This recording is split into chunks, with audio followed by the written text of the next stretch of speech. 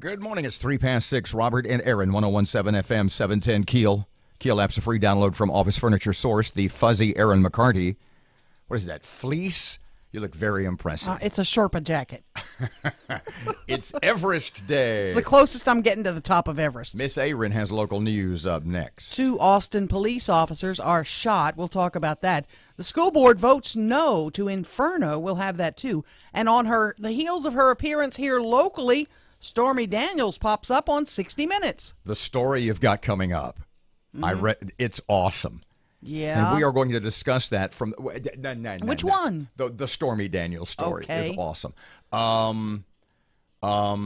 You both are familiar with the NCAA basketball one and done thing, right? Of course, yeah. Okay. How does that affect the future of Shreveport? That's what we're going to talk about in the very first segment. Okay. I will be amazing. You will be amazed. All right. Fletcher in sports, traffic, and weather. It's all coming up this hour, and it's right here on KEEL.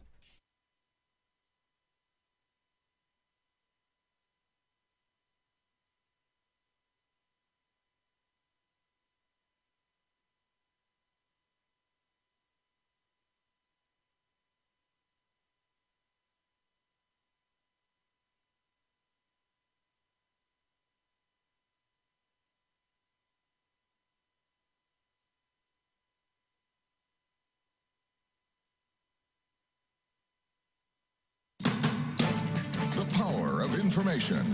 KEEL News now. 2 Austin police officers shot while responding to a call. The motive of the shooter is unclear. The suspect is dead. Austin Police Chief Brian Manley. Both of our officers are facing non-life-threatening injuries. I believe they are stable at this time. There is limited information available just yet. The school board denies a tax break. Matt Parker with that. The Caddo Parish School Board has voted to deny Inferno's request for a property tax exemption. This is the second time the board has denied the company's ITEP break.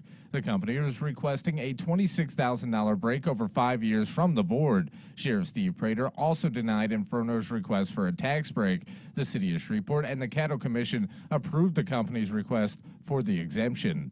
From 101.7 FM and 710 KEEL, I'm Matt Parker. Shooting victim gives to the hospital that saved his life. Juan Zuniga was shot and left for dead after defending his mother outside of their family restaurant.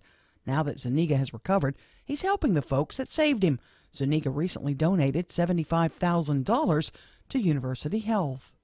On the heels of her appearance at the Hustler Club in Shreveport, adult film star Stormy Daniels popped up on 60 Minutes to talk about her alleged affair with Donald Trump. Daniels says she was threatened by the president's legal team to keep quiet about it before ultimately signing a non-disclosure agreement right before the election. Daniels describes being threatened back in 2011. I was in a parking lot going to a fitness class with my infant daughter. I was taking, the seats facing backwards in the back seat, diaper bag, getting all the stuff out.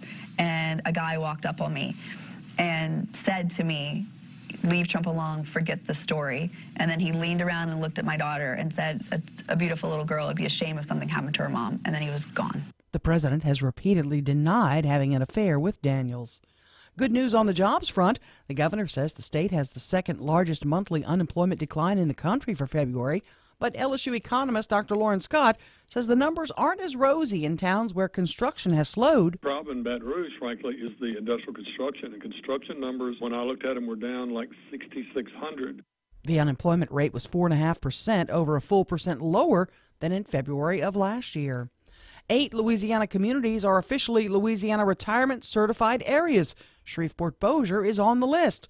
Lieutenant Governor Billy Nungesser says he's intending to file a bill in which a specific scratch-off lottery ticket would be used to raise money to be used toward retirees and the improvement of these communities. In other states, I've seen people actually that don't buy lottery tickets will buy them because the money doesn't get lost in Baton Rouge. It will go to a group of people that will serve the needs of those people. Natchitoches, Ruston also making the list. Folks rally in Shreveport to end gun violence. Hundreds of local students, parents, and concerned citizens gathered at the courthouse to rally against gun violence. Several students and parents spoke during the event, expressing their concerns and fears. A Russian official says 48 people confirmed dead from a fire at a shopping mall in a Siberian city. Estimated more than 10,000 people showed up to Betty, Virginia Park this weekend for a huge crawfish festival. According to an organizer, the community came together to bond over their love of music, beer, and spicy crustaceans. And someone in South Louisiana, now a millionaire. According to lottery officials, a winning Powerball ticket was purchased in the Lafayette area. That ticket's worth nearly $56 million, or about $34 million if they take the lump sum. I'm Erin McCarty on 101.7 FM and 710 KEEL.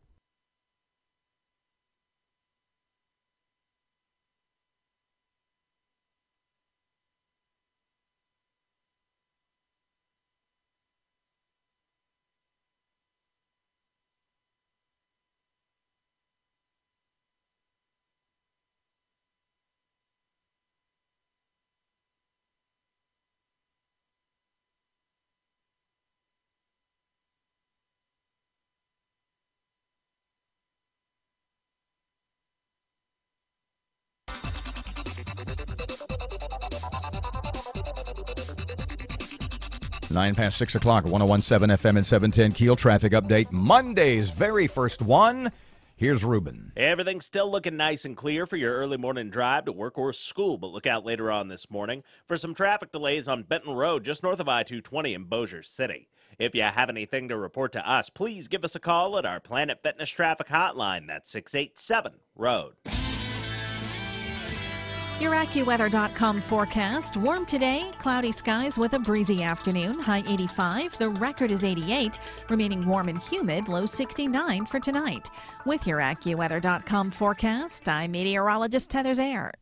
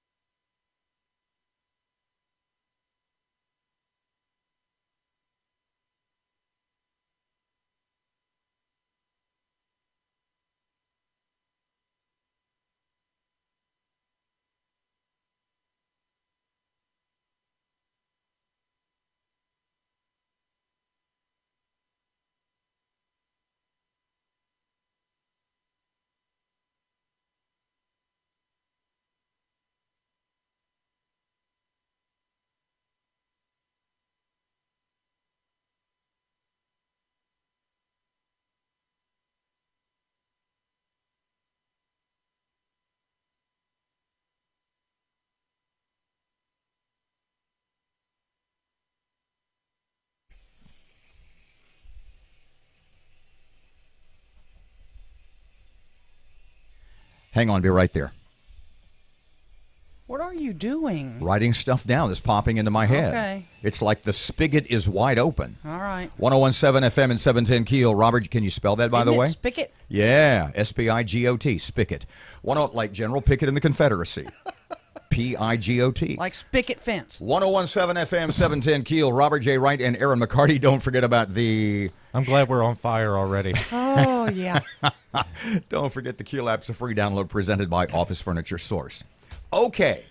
Did you watch basketball yesterday? Did you watch basketball? I did not. I did not watch a lick. You know why? Why? It's college basketball. I wanted to, but I didn't. I was at a hotel and I didn't watch it. I beg your watched some other pardon? stuff. I was at a hotel and I watched some other stuff. Okay, before we move into the meat, as it were, of this segment, the question begs be asked against our better instincts. Why were you at a motel? I was not at a motel. I was at a schwanky hotel. Why were you in a rented room yesterday afternoon at 4 o'clock? Well, because some of the finishing touches are going at my house, some of the final thing, and I just wanted to get in a nice bed and nice bathtub and all that, so I just sprang for it. And I was at the Horseshoe, which is a wonderful hotel. Indeed, it is. Absolutely. Absolutely beautiful, and I got a great rate. And I just wanted to get away, and so I just laid around and napped and slept. You got a great rate. Yeah. So did Stormy, but we'll talk about that later. Oh. Okay, so college basketball, what does the NCAA's one and done rule have to do with you and me, because we're Shreveport guys? Nothing. No, that's not true. Explain to everybody basically, because you seem to know, what the one and done rule is and why they're thinking of changing it. When you get to March Madness, the playoffs in college basketball, you lose one game and you're out. That's not what one and done is. One and done is... I'm sorry. I'm following you. Oh, when you play college ball, yeah, you play 1 year and then you go to the pros. Right. And like Ben Simmons. And I'm sorry. Perfect example. Or Kyrie Irving, or because you can no longer go straight from high school to the NBA. Right, it's no longer legal. Well, they're thinking about changing that. The actual proposed changes aren't really what's important here, but they're thinking about letting high school seniors go straight to the NBA. But they're also thinking about adopting the NFL rule that if you go to college, you've got to go for 2 years. Okay. Instead of just 1. But that's not the proposal as regards one and done that affects us. See, because nobody likes one and done except, well, everybody really does behind the scenes. But for public digestion, as it were, everybody hates it. They all hate it. So one of the things that they are thinking about changing to make one and done less palatable for players, because the high school kids, they really like it.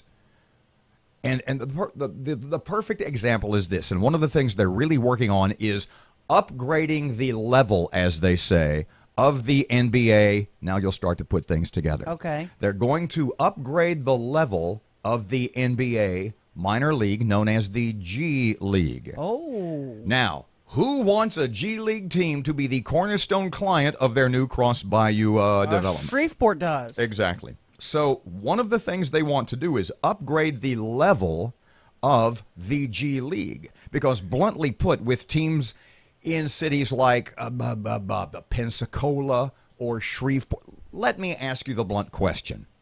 As great a place as Shreveport can be, if you're an 18 or 19-year-old high school superstar, would you rather be playing basketball for $35,000 a year in Shreveport, or going to Duke or North Carolina or Kansas?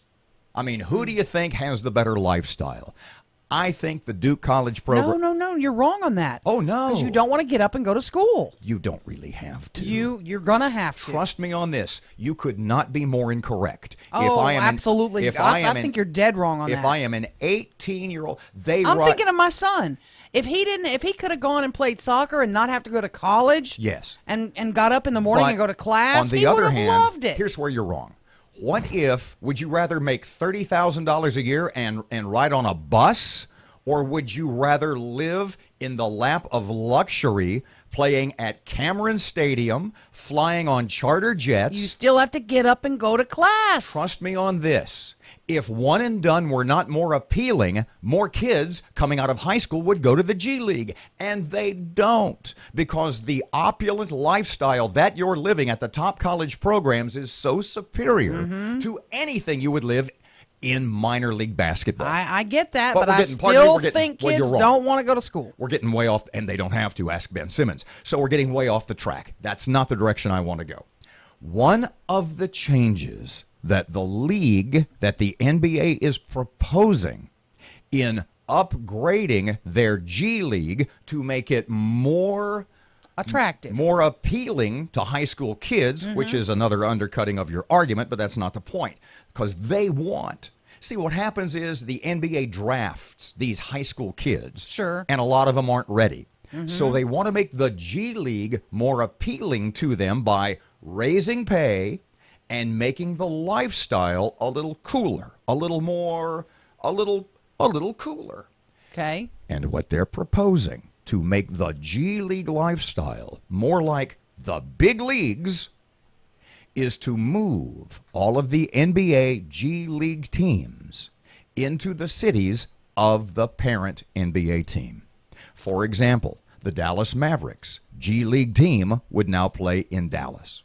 So that means we wouldn't get a G League team. My point Exactly. It would be in New Orleans. One of the things that the NBA is considering to upgrade the G League and make it more desirable to college kids is increasing the salaries and putting them all in the major league cities.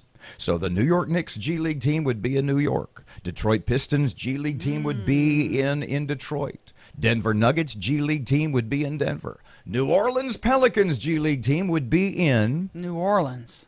Just saying. This might throw a little wrench. That would throw a wrench into the idea. And I'm not sure that if you're going to build an arena and market it as, make the point that the number one with a bullet purpose, you build it and they will come, is to house an NBA G League team, you may want to wait and see what the NBA is going to do. When are they doing it? With their G League teams. It's ongoing discussion. I don't know. Oh, boy. Look, their time frame is their time frame. Yeah. Shreveport, Louisiana is not on their radar right now. 19 past 6 o'clock, 101.7 FM, 710 Keel traffic update. Ruben's ready.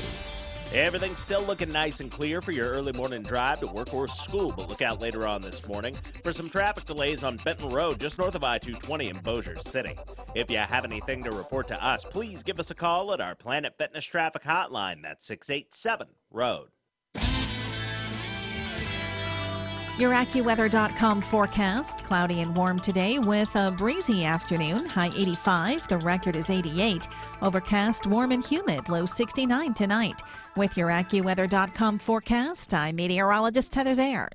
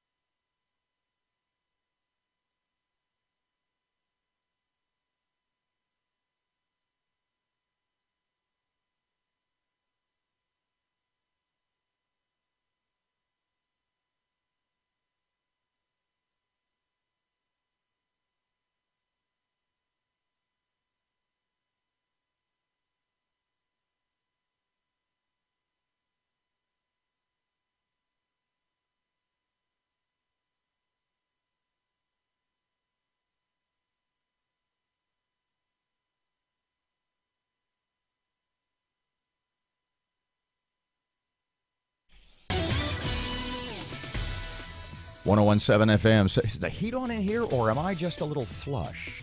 21 past 6 o'clock. Sports update. Here's Fletch on Keel. Good morning from the sports desk of 1130 The Tiger. This is Tim Fletcher. LSU finished off a weather-delayed win over Vanderbilt Sunday morning to even their weekend series 1-1, but lost the 7-inning series ender 1-0. Commodores freshman Mason Hickman outdueled Tiger rookie Mikhail Hilliard.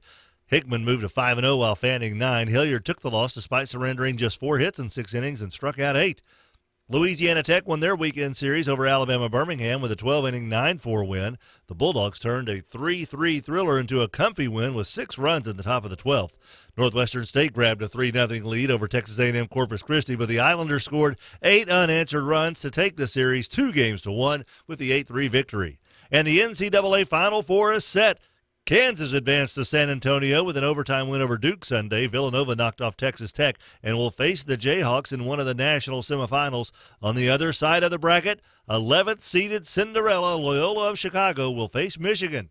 From the sports desk of 1130 The Tiger, this is Tim Fletcher.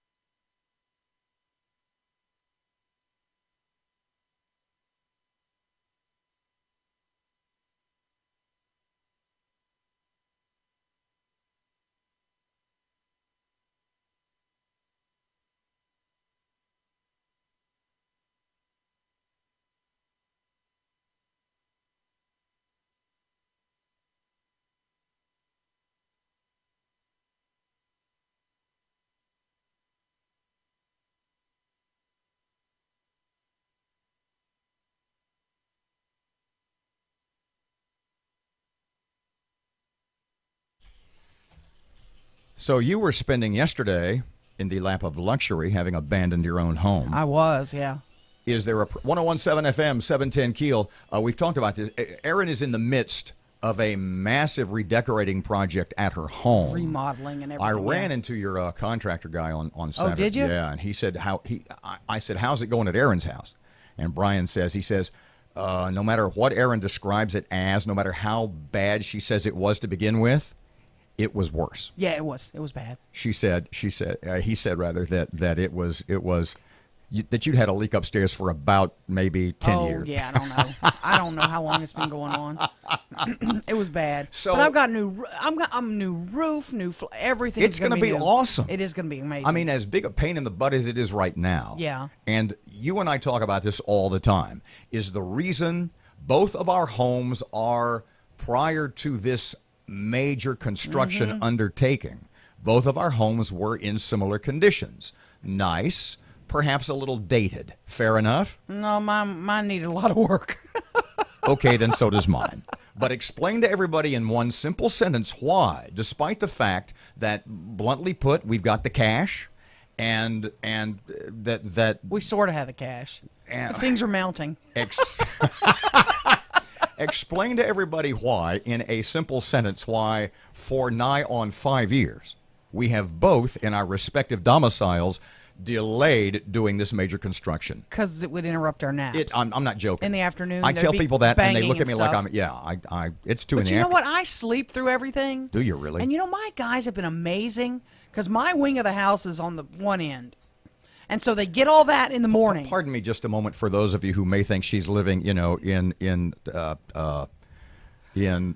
was never mind. I have upstairs. I don't want to mention the guy's name, but it's a huge house, and he's not a public figure, so right. So it's not like she lives in some 10,000-foot house. No, I live in a townhouse, but I have 2 bedrooms upstairs and then that I never go to, and downstairs is my bedroom and my bathroom. Right. Well, they have been so good about when I'm home. They go elsewhere in the house. The foam rubber hammers are an amazing, they really an are, amazing invention. No wonder they're taking so long. Yeah. Part of the floor goes in today. It's going to be amazing. The point I was going to make was I ran into a whole bunch of folks downtown Saturday at Gumbo Gladiators. Oh, cool. And it was an awesome event, and it's always fun. Yeah. And you always see 1,000 people you know. Some great grub, too. And, well, that's what we're going to talk about. Yeah. Okay, that sounded like a note. Well, no. I'll explain. It's just that the concept, in much the same way we have taken... What's their Nutria Gumbo this year? In much the same way we have taken Mardi Gras and making it our own, and made it our own. Yeah. We're kind of doing that with gumbo. Catfish gumbo? Let me give you an well, there was one kind of gumbo that really was chili. And then there was oh Lord! And then there was, I mean, don't get me wrong, it was really good ground beef chili gumbo. No, it was chicken and sausage chili, but Okay. it tasted like chili. And if you like, I like chili. I love chili. And I've said for years, if you want to win a gumbo cook-off in Northwest Louisiana, make chili. You know what? Let me divert you real quick because I've judged a bunch of these contests, and I judged the chili cook-off. Wait, and let me tell you, I used to love chili until I judged the chili cook-off, and then I realized there's no restroom on the Fant Parkway between there and my house. Let me explain this to you. When it comes to cooking gumbo in Northwest Louisiana, the redder the better. That's just the rule. No. Yes. No. Okay. So there was this one. Listen to me. You weren't there. So you're very argumentative today. So there was one gumbo that was really good if you like chili. There was another gumbo that basically was chicken enchilada soup. Okay. And because it tasted like Mexican food. That's not gumbo. Then there was a third one that tasted like pulled pork barbecue. Okay, that's not gumbo. It was pulled pork chili, and they advertised. There was one guy that asked me. I got his gumbo, and he says, "Do you want bacon bits and chives on that?" OMG. I said, so baked potato gumbo? That's exactly what I was wondering. I said, is this a baked potato? But that being the case, if you like chili, if you like chicken enchiladas, pulled pork, if you like pulled pork barbecue, yeah, it was awesome gumbo. Great place to be. And there was some great gumbo, too. Any okra in any of this? Oh, yeah. That always Good. That's no. Okra belongs in gumbo. Okra belongs in the garbage can. 28 past 6 o'clock, 1017 FM and 710 Keel. Stormy Daniels. We're going to approach this story later from the assumption that she's telling the truth. Okay. Because I kind of think she's telling the truth based on what she says he said to her as his come-on lines. Yep. Because that's what like 65-year-old guys say to 25-year-old women. That's exactly what they say. See, you know that to be true. Matt says, yeah. I'd never say that to a woman. I said, you're not 65 years old. What I said was it was creepy. I didn't say that it was... And would you expect anything different from a 65-year-old guy hitting on a 25-year-old woman? That's my point. It's creepy. That may be the case. 29 past 6 o'clock, Erin has local news. That is up next. Here's Ruben. Here's Keel traffic. Everything's still looking nice and clear for your early morning drive to work or school, but look out later on this morning for some traffic delays on Benton Road just north of I-220 in Bossier City. If you have anything to report to us, please give us a call at our Planet Fitness Traffic Hotline. That's 687-ROAD. Your AccuWeather.com forecast. Warm today, cloudy skies with a breezy afternoon, high 85. The record is 88, remaining warm and humid, low 69 for tonight. With your AccuWeather.com forecast, I'm meteorologist Heather Zaire.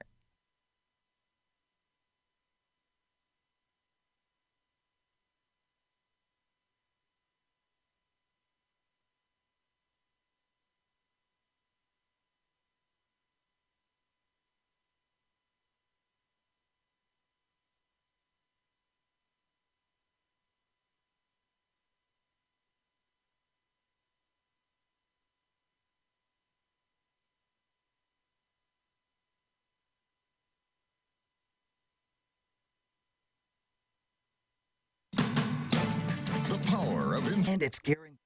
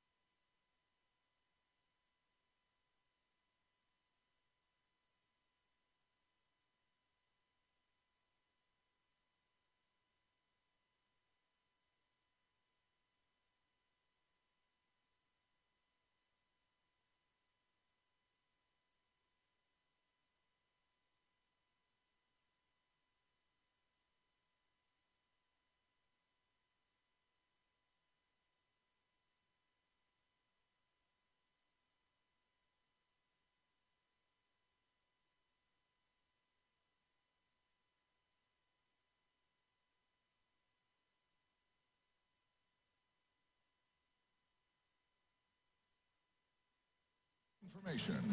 KEEL News now. The governor's office touting the state has the second largest monthly unemployment decline in the country for February. But is it really good news? LSU economist Dr. Lauren Scott says the numbers aren't as rosy. He says the state's economy is based largely on oil and gas. He says the New Orleans job market is being severely affected right now, citing one oil contractor. You have Hornbeck, which runs supply boats out to service these offshore facilities. Of the 62 boats that they have, 47 of them are tied up right now. The unemployment rate was 4.5%. That's a full percentage point lower than February of last year. This is spring break for Caddo students. DeSoto students are on spring break beginning on Friday. Bossier students had their spring break earlier this month. 2 police officers shot in southeast Austin while responding to a call. It's no longer an active crime scene. Austin Police Chief Brian Manley. That'll be a decision for AISD whether or not they want to have this school schedule impacted here. The neighborhood is safe now and the incident is concluded. There's just going to be a lengthy investigation that'll take place. The shooter is dead. Caddo School Board voted to deny Inferno's request for property tax exemption. The second time the board has denied the request. The company was requesting a $26,000 tax break over 5 years from the board. Sheriff Steve Prater also denied the request. The City of Shreveport and the Caddo Commission approved the company's request for the exemption. Shooting victim gives to the hospital that saved his life. Matt Parker with that. Juan Zuniga was shot and left for dead after defending his mother outside their family business in Shreveport. Now that Zuniga is recovered, he is helping the folks that saved his life. Zuniga recently donated $75,000 to University Health. The money is from donations collected while he was recovering from his wounds. According to a Facebook post, University Health says they will use the money to buy more life-saving equipment. From 101.7 FM and 710 KEEL, I'm Matt Parker. The nationwide gas price on the rise. It's $2.66 regular unleaded, 7-penny increase. Analyst Trilby Lundberg says there's still a big range depending on where you live. In the panel of cities, St. Louis is the low, 222, and San Francisco is the high at 354. She says the increase comes from higher demand, rising crude prices, and the more expensive spring formula for gas. Hundreds of local students, parents, and concerned citizens gathered at the courthouse this weekend to rally against gun violence. Several students and parents spoke during the event, expressing their concerns and fears. The group called for stricter gun laws, saying kids should not be afraid to go to school. The March for Lives was held across the country. It was organized by student survivors of last month's shooting rampage at Marjorie Stoneman Douglas High School in Florida. Cameron Caskey was among the student organizers. He appeared on Fox News Sunday and reflected on what he thinks the march accomplished. I think the best thing to come out of the march was the fact that while it was important to stand for what we believe in, and it was important that the people have come together on this unified front, I think that the fact that young people everywhere were taking initiative, standing up and leading in their communities showed that we've learned that our voices matter. More than 800 marches were held around the country. 8 Louisiana communities officially Louisiana retirement certified areas. Shreveport-Bossier City makes the list. Lieutenant Governor Billy Nungesser says the communities were selected for their quality of life for retiring seniors. Housing available, public safety, crime, public transportation, medical services, health care, volunteer opportunity for seniors, recreational areas, fairs and festivals. Ruston, Natchitoches, and Toledo Bend also made the list. Adult film star Stormy Daniels reveals the details about her alleged sexual encounter with Donald Trump during an interview with 60 Minutes. The actress says Trump was taken with her beauty and wits and compared her to his daughter. But Daniels also says she faced threats from an unidentified man in Las Vegas to keep quiet about the episode. Someone in South Louisiana, now a millionaire. Lottery officials say a winning Powerball ticket was bought in the Lafayette area. It's worth nearly $56 million. I'm Erin McCarty on 101.7 FM and 710 KEEL. Hi, I'm Don Tubb.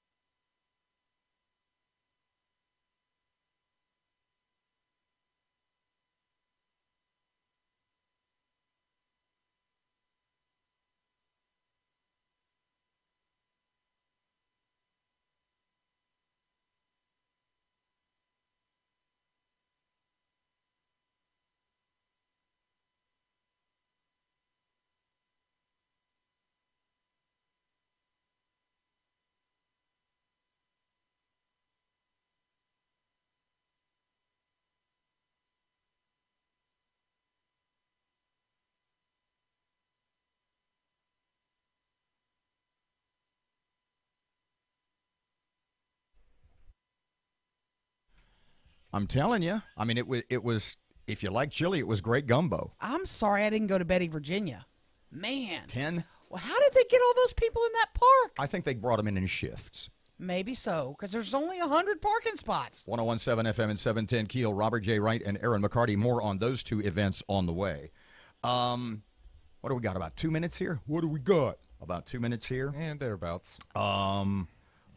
Is it? I have been perusing your news notes for the morning, and I haven't listened to your first two newscasts. Have you had the story or the NFL owners and the national anthem thing? That's coming up at that's 7. Coming yeah. up. Mm-hmm. Okay. That's one of the things, the NFL owners and the national anthem and what they're going to do with players or not do with players. And basically, it's the NFL national anthem controversy. Mm-hmm. Time to go to break. Yeah. Matt, There was a bit of a national anthem controversy in Shreveport. Oh, did we really? No, not exactly. In Someone botch it? Shreveport this weekend. No. I thought it Okay. was awesome, personally. It was loud. At the Mudbugs game this weekend, Huntington High School Marching Band played the national anthem. Oh, that band is so good. And, well, that seems to be a matter of opinion. Really? When we come back, can you find out some of the Facebook comments, some of the Facebook posts? Yeah. Because I have something to say about the Mudbugs fans, at least the more strident among them, their opinion of the anthem.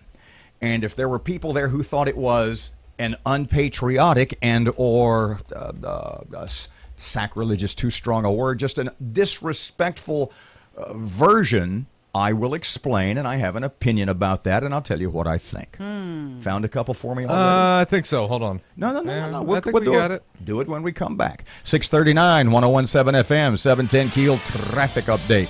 Monday morning. Here's Ruben. I-49 South's got it clear all the way to Alexandria right now, but look out later on this morning for some traffic delays on I-220 westbound near North Market due to construction. If you have anything to report to us, please give us a call at our Planet Fitness traffic hotline. That's 687-ROAD. Your AccuWeather.com forecast. Warm today, cloudy skies with a breezy afternoon, high 85. The record is 88, remaining warm and humid, low 69 for tonight. With your AccuWeather.com forecast, I'm meteorologist Heather Zaire.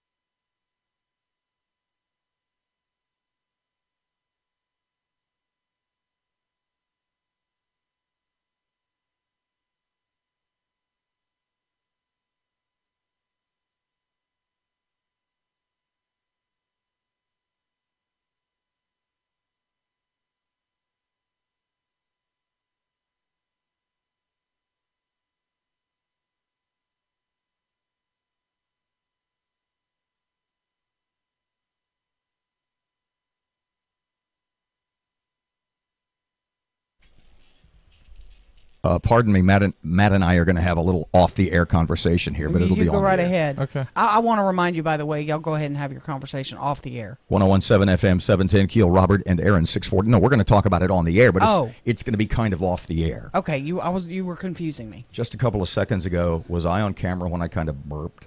You were, yeah. I apologize for that. Always assume disgusting. that you're on camera. I apologize. It's just that we're on the camera all the time. We're on. See, you can watch the show on video on the Keel Facebook page or the Keel YouTube channel. You can see the video of the show. Yes, and we do apologize for some of the lip-reading stuff you might hear. I don't apologize for that at all. Oh, wait. You should. Means it's me. So the way we sort of segued into this is NFL owners' meetings this week. And going to be interesting to see what the Giants do with Odell Beckham, isn't it? Oh, yeah, we have you on videotape smoking dope, and there's a plate like a tray of cocaine. But you're a star. We'll see. We'll see how far. But anyway, one of the issues they're going to tackle is what to do with the players and anthem protests. And I saw that. I heard that. You've got. I was looking at your new stuff and a couple of the sound bites, and that's coming up in an upcoming newscast. I think 7:00. And we have our own little national anthem controversy going on in Shreveport I this didn't morning. know about this. And that happened at the Mudbugs game on Saturday night as the Huntington High School Marching Band. See, every March. They're so good. Every March the Mudbugs do, they call it Marching Madness. And for every home game during March, and the name is awesome. Marching Madness. On Friday, they had Benton. Saturday, they had Huntington. They've had Captain Shreve and a bunch of others all this month. And the Huntington High Marching Band on Saturday night played the national anthem, as do all the bands that are there. Right. And there's a lot of folks there who did not like their version of the national anthem. Why? And thought it disrespectful. Well, we're going to cover that in just a couple of seconds, because I think a lot of, and this is going to be very important because Matt is there also. I do PA at the Mudbugs games. Matt is the sound director at Mudbugs games. And when I make my point, it's going to be interesting to see whether he agrees or disagrees, or if anybody who was at the game. The Shreveport Security Systems text line is 318-392-1884. Now, they played an interesting version of the national anthem, Huntington High Marching Band, that had a number of tempo changes. It went from sort of a ballad to a march, back to a ballad, and then a big dramatic crescendo. But I was going to say it was very jazzy. It was at parts. See, I will explain that also. No, it wasn't, but it was to people who were there. Now, if that doesn't make sense, I'll explain. Read some of the comments that are, bluntly put, less than kind. Oh, let's see here. Well, that was an interesting take on the national anthem. That was almost as bad as Fergie. Where was the good one? Hold on. I got a whole list of just comments that are some good, some bad, some indifferent. They should rename their version of the national anthem Star America to Bupangle Banner. Here's the deal, and here's literally what happened. First things first. During the playing of the anthem, a number, and I don't know if it's because of the instruments they were holding, I don't know what the explanation would be, or if there even is one, or because, bluntly put, because of the culture in which we live, if it doesn't occur to people playing the national anthem to stand, but there were, in fact, about 3 rows of band members who remained seated during the playing of the anthem. So, yeah, that I got a little problem with. I got a problem with that, too. But on the other hand, I don't know what their explanation is. So I would at least, despite my initial instinct of, hey, you guys are sitting down over there while you're playing. What the hell? I would at least give the band director and the school an opportunity to explain. That's what I got to say about that. Yeah. But as far as their version of the anthem, and people who are so highly critical, what happened is their version of the anthem, that, as I said, started off as a ballad, sort of transitioned into a march, or the tempo picked up. Can we find the video so we can play it? Then I don't think there is one. Oh. Then back to a ballad, and then a big crescendo at the end. What happened is, the reason it sounded as unusual an arrangement as it sounded is because of the acoustics of the Hirsch. Because the rhythm section and all the members playing harmony and percussion drowned out the members of the band who were playing the melody. Okay. And so, for whatever reason, the members of the band, the Huntington High Band, that were actually playing dum dum dum dum dum dum, they were drowned out by the harmony players and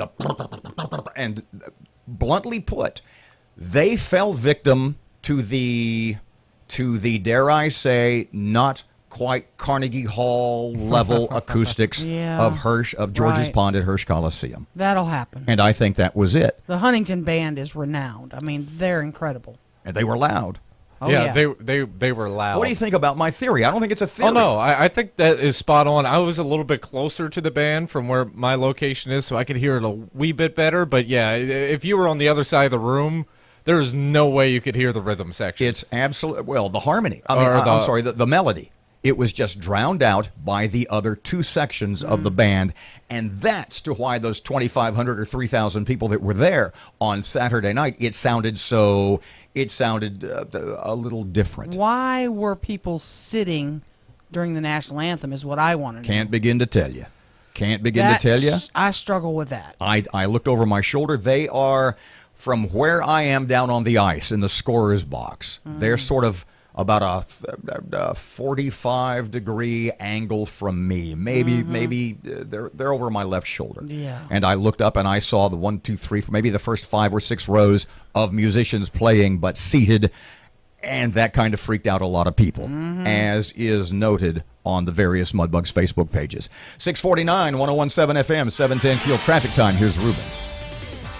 I-49 South's got it clear all the way to Alexandria right now, but look out later on this morning for some traffic delays on I-220 westbound near North Market due to construction. If you have anything to report to us, please give us a call at our Planet Fitness traffic hotline. That's 687-ROAD. Your AccuWeather.com forecast. Warm today, cloudy skies with a breezy afternoon, high 85. The record is 88, remaining warm and humid, low 69 for tonight.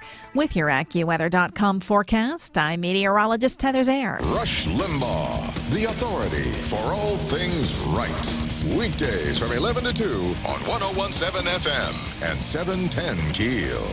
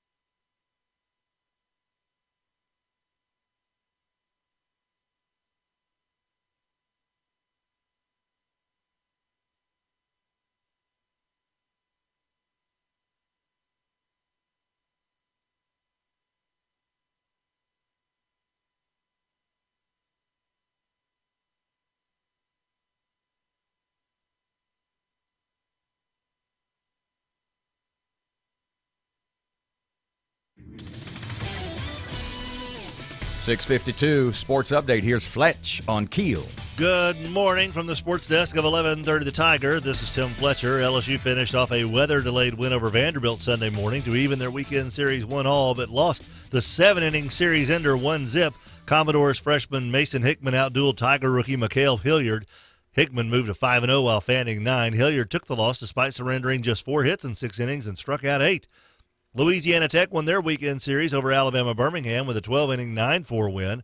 The Bulldogs turned a 3-3 thriller into a comfy win with 6 runs in the top of the 12th. Northwestern State grabbed a 3-0 lead over Texas A&M Corpus Christi, but the Islanders scored 8 unanswered runs to take the series 2-1 with the 8-3 victory. And the NCAA Final Four is set. Kansas advanced to San Antonio with an overtime win over Duke Sunday. Villanova knocked off Texas Tech and will face the Jayhawks in one of the national semifinals. On the other side of the bracket, 11th-seeded Cinderella Loyola of Chicago will face Michigan. From the sports desk of 1130 The Tiger, this is Tim Fletcher.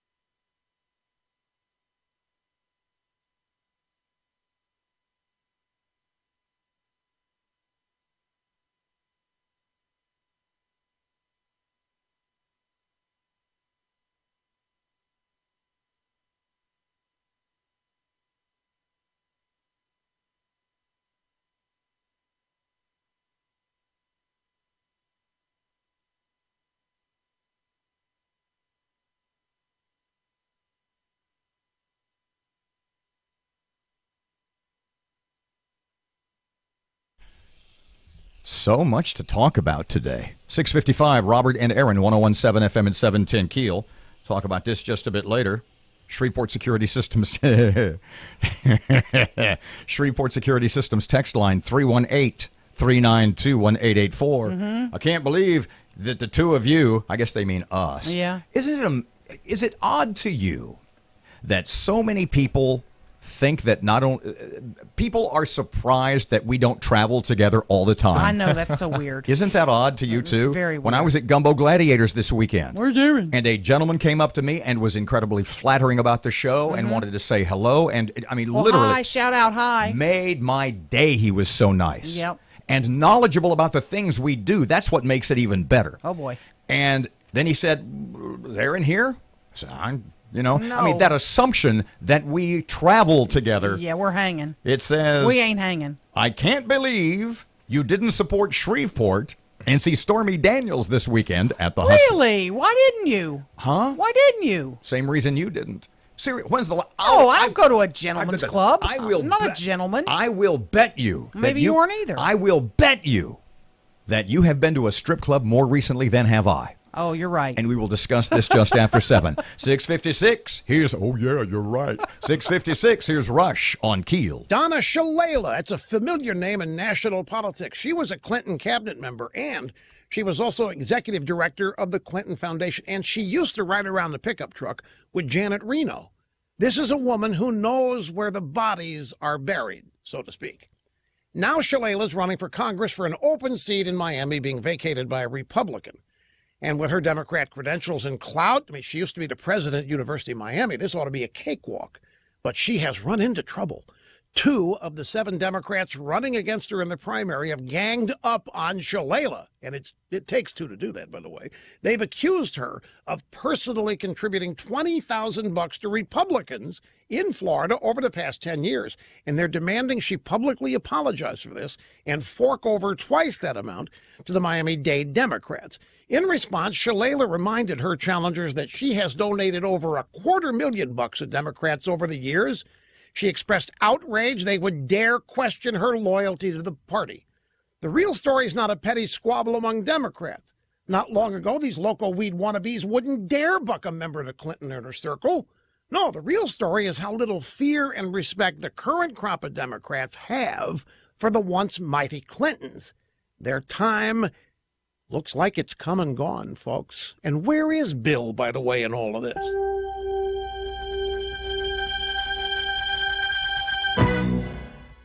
Today's technology makes things easier because everything's connected. Your cell phone, your tablet, even your smart TV, all connected to one account. And they're all connected to your Wi-Fi. It only takes just one weak link for a cyber thug criminal to break in and obtain your data. And that's why the new LifeLock identity theft protection now adds the power of Norton security to your devices. Now, while LifeLock uses proprietary technology to detect threats to your identity, the addition of Norton security helps protect up to 5 of your devices from online threats. And if there's a problem, LifeLock's agents will work to fix it. Now, of course, no one can prevent all identity theft or cybercrime or monitor all transactions in all businesses. But new LifeLock with Norton gives you more protection for today's connected world. Join now, get 10% off your first year. Go online to lifelock.com and enter the promo code RUSH. That's lifelock.com. Remember, promo code RUSH. I-49 South's got it clear all the way to Alexandria right now, but look out later on this morning for some traffic delays on I-220 westbound near North Market due to construction. If you have anything to report to us, please give us a call at our Planet Fitness traffic hotline. That's 687-ROAD. Your AccuWeather.com forecast. Warm today, cloudy skies with a breezy afternoon, high 85. The record is 88, remaining warm and humid, low 69 for tonight.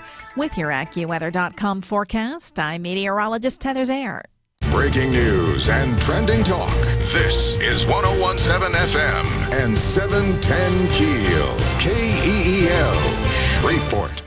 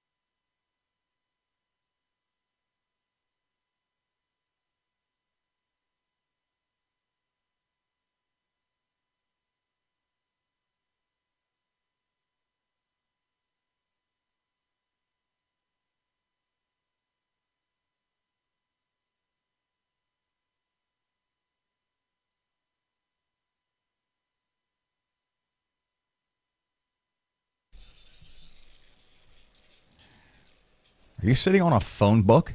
I'm sitting on Easter grass. Just to show you how old I am. What's a phone book? Yeah. 7:03. Robert and Erin, 101.7 FM and 710 Keel. Erin, local news, she is getting ready right now. A rally to end gun violence. We'll talk more about that. On the heels of her visit to Shreveport, Stormy Daniels shares more details about her interaction with Donald Trump. We'll talk about that, too. And the school board says no to a property tax exemption. Let me speak bluntly. That pisses me off. What? The way that's phrased. The tax exemption? No, a march against gun violence, as though that anybody who's not with them is for gun violence. And that's BS, and it makes me angry. Okay. And I will explain. All right. I don't have to explain. It's obvious. Yeah. They're twisting the truth. It's a template I do not accept. Oh, boy. Fletcher in sports, traffic, and weather, and it's all coming up this hour, and it's right here on Keel.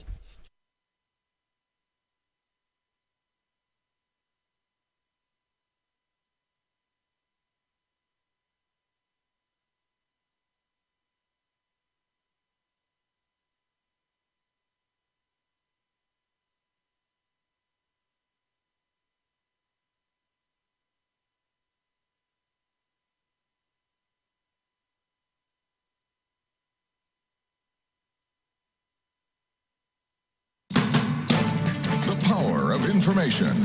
Keel News now. Folks rally in Shreveport. Matt Parker tells us what they were up to. Hundreds of local students, parents, and concerned citizens gathered at the Caddo Courthouse this weekend to rally against gun violence. Several students and parents spoke during the event, expressing their concerns and fears. The group called for stricter gun laws, saying that children shouldn't be afraid to go to school. They say the time for gun law reform is now. From 101.7 FM and 710 Keel, I'm Matt Parker. On the heels of her visit to Shreveport, adult film star Stormy Daniels shares more details about her alleged extramarital affair with President Trump.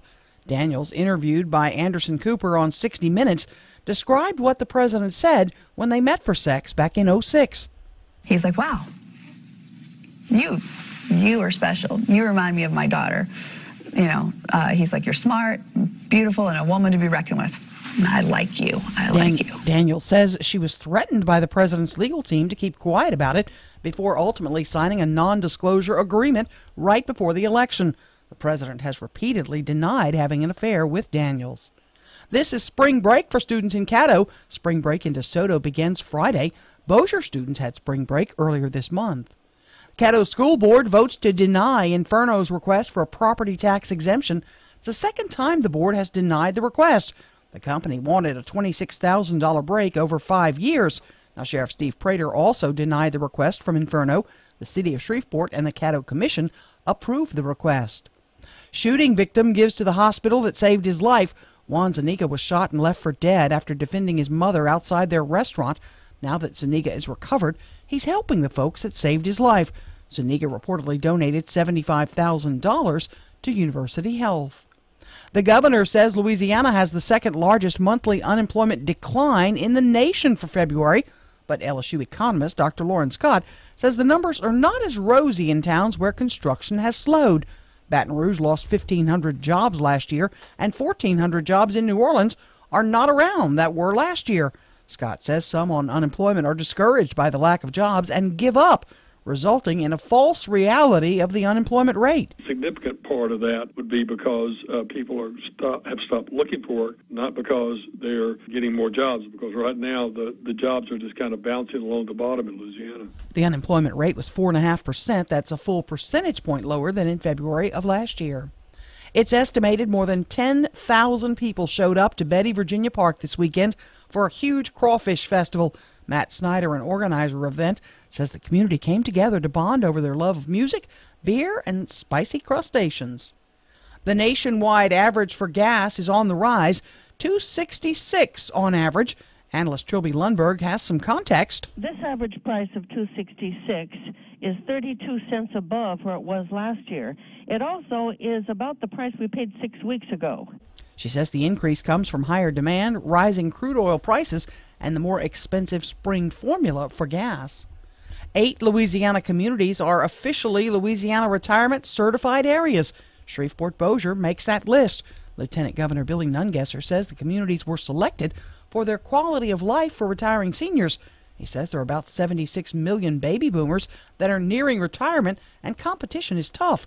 Nungesser says our state's mild weather makes it the perfect place to link more communities with bike trails. As we work to continue to improve the quality of our state park and connect bike trails across Louisiana, we're always keeping in mind those communities that we are promoting as retirement communities. Natchitoches, Ruston, and Toledo Bend also make the list.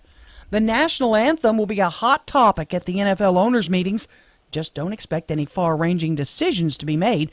Judging by comments from the Texans' Robert McNair and Jets' Christopher Johnson, the debate among the owners could be confrontational. McNair, who last year made an apology of inmates running the asylum about players' demonstrations during the anthem, remains adamant that everyone should stand for the national anthem. I'm Erin McCarty on 101.7 FM and 710 KEEL.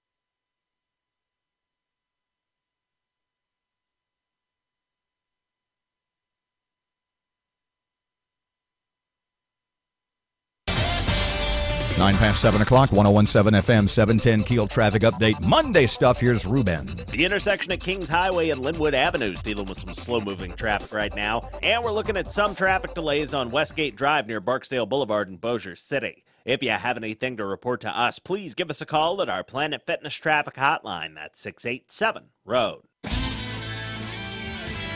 Your AccuWeather.com forecast. Warm today, cloudy skies with a breezy afternoon, high 85. The record is 88, remaining warm and humid, low 69 for tonight.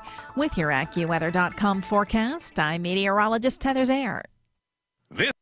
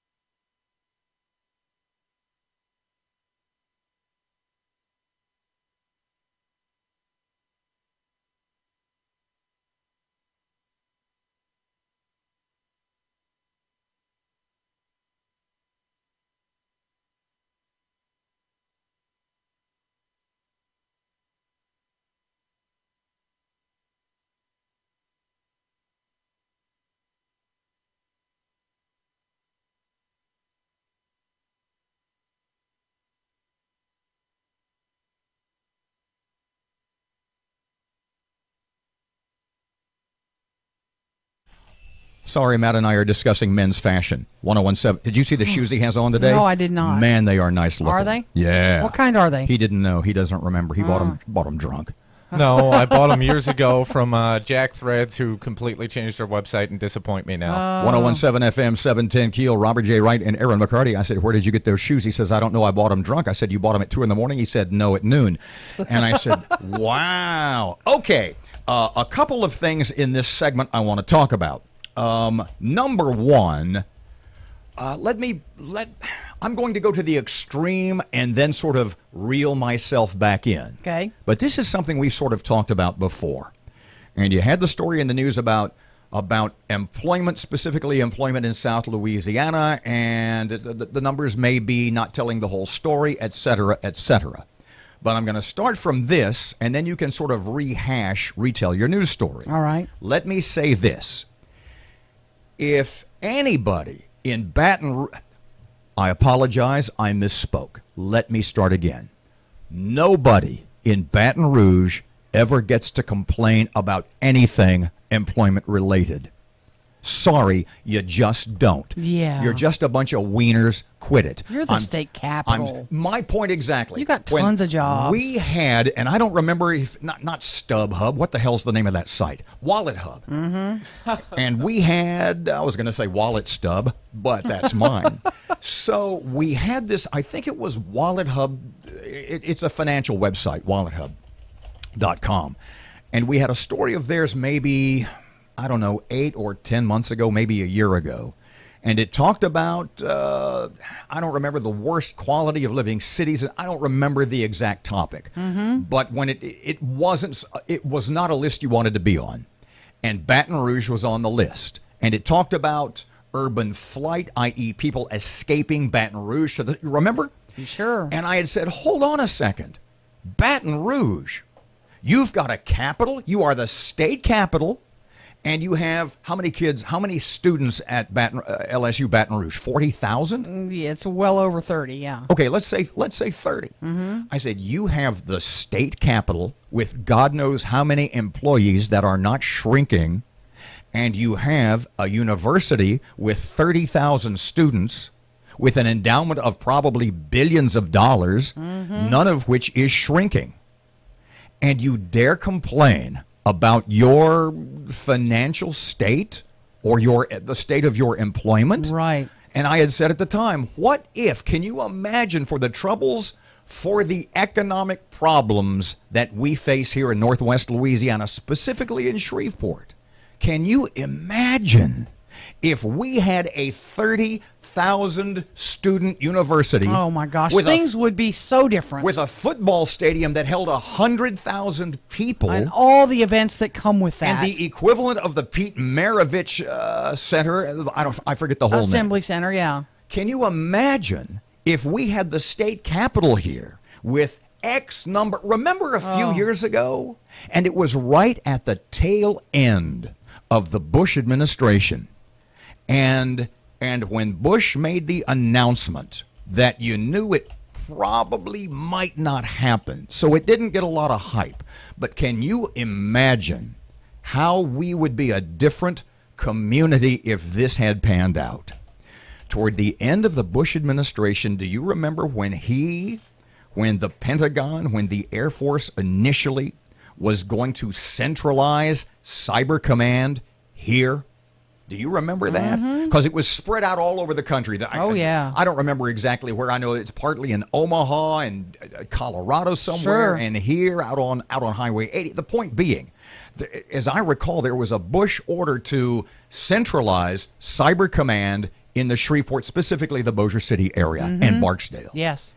Which would have brought, if memory serves, about 1,000 to 1,500 more people, maybe as many as 2,000. I think that was the number. Can you imagine how this community would be different if X number of years ago, 8, 10 years ago, if we had brought in 2,000 people who were Cyber Command people, not only college educated, but doctorates and masters, and the experts in their cyber fields. The stuff that we would have around our community. Oh, my goodness! What do you think those jobs pay? What do you think they pay? My point exactly. Huge. And what if we had had 2,000 of those people? Oh, my. And then Obama became president, and he was a Democrat, and he said, no, we ain't moving that to a red state. We're kind of leaving it the way it is. So it never really happened. Can you imagine when Baton Rouge is complaining about their economic troubles? Oh, woe is me. Poor darlings. You've got a 30,000 student 4-year university and every business and everything that goes along with that. And all of state government. and you have the state capitol. Oh. And everything which you rail against all the time. It ain't getting any smaller. No, it's not. And all the accoutrement, all the not only the people that work, but all the businesses that sprout up. Yep. Around, I've never been to downtown Baton Rouge, but I would imagine it is a pretty thriving place. Yeah. I would imagine the area around LSU Baton Rouge, and I Oh. haven't been on the LSU Huge. campus in 50 years. The whole region around LSU. Can is you huge. imagine if LSU Shreveport suddenly were a 30,000 student four-year university? OMG. Can you imagine if suddenly the state capitol were moved into the GM plant? Which, by the way, is a great money-saving idea. Move the state capitol to the GM To the plant. GM plant. They don't need all that fancy schmancy walnut and marble stuff down there. Oh, boy. They need to operate on a little stricter budget. Good luck with that. I think we should start. Move the capital here. 18 past 7 o'clock, 101.7 FM, 710 Keel. Just stop complaining about how rough it is. Yeah, poor When darlings. you ought to be thriving. And if you're not, it's nobody's fault but your own. If people are abandoning Baton Rouge for outlying areas, Sure. Baton Rouge doesn't have nobody but Baton Rouge to blame. 19 past 7 o'clock, traffic update. Ruben's ready. The intersection of East 70th Street and Fern Avenue is dealing with some slow-moving traffic right now. And we have some traffic delays on McDade Street near Barksdale Boulevard in Bossier City. If you have anything to report to us, please give us a call at our Planet Fitness traffic hotline. That's 687-ROAD. Your AccuWeather.com forecast. Warm today, cloudy skies with a breezy afternoon, high 85. The record is 88, remaining warm and humid, low 69 for tonight. With your AccuWeather.com forecast, I'm meteorologist Heather Zaire. Hi, I'm Greg Tilley.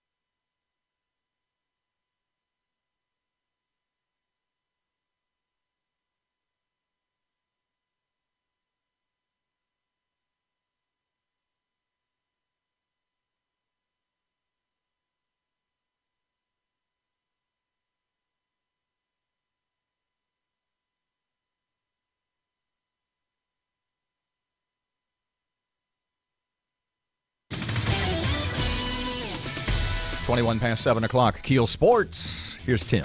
Good morning from the sports desk of 1130 The Tiger. This is Tim Fletcher. LSU finished off a weather-delayed win over Vanderbilt Sunday morning to even their weekend series 1-1, but lost the 7-inning series ender 1-0. Commodores freshman Mason Hickman outdueled Tiger rookie Mikhail Hilliard. Hickman moved to 5-0 while fanning 9. Hilliard took the loss despite surrendering just 4 hits in 6 innings and struck out 8. Louisiana Tech won their weekend series over Alabama Birmingham with a 12-inning 9-4 win. The Bulldogs turned a 3-3 thriller into a comfy win with 6 runs in the top of the 12th. Northwestern State grabbed a 3-0 lead over Texas A&M Corpus Christi, but the Islanders scored 8 unanswered runs to take the series 2-1 with the 8-3 victory. And the NCAA Final Four is set.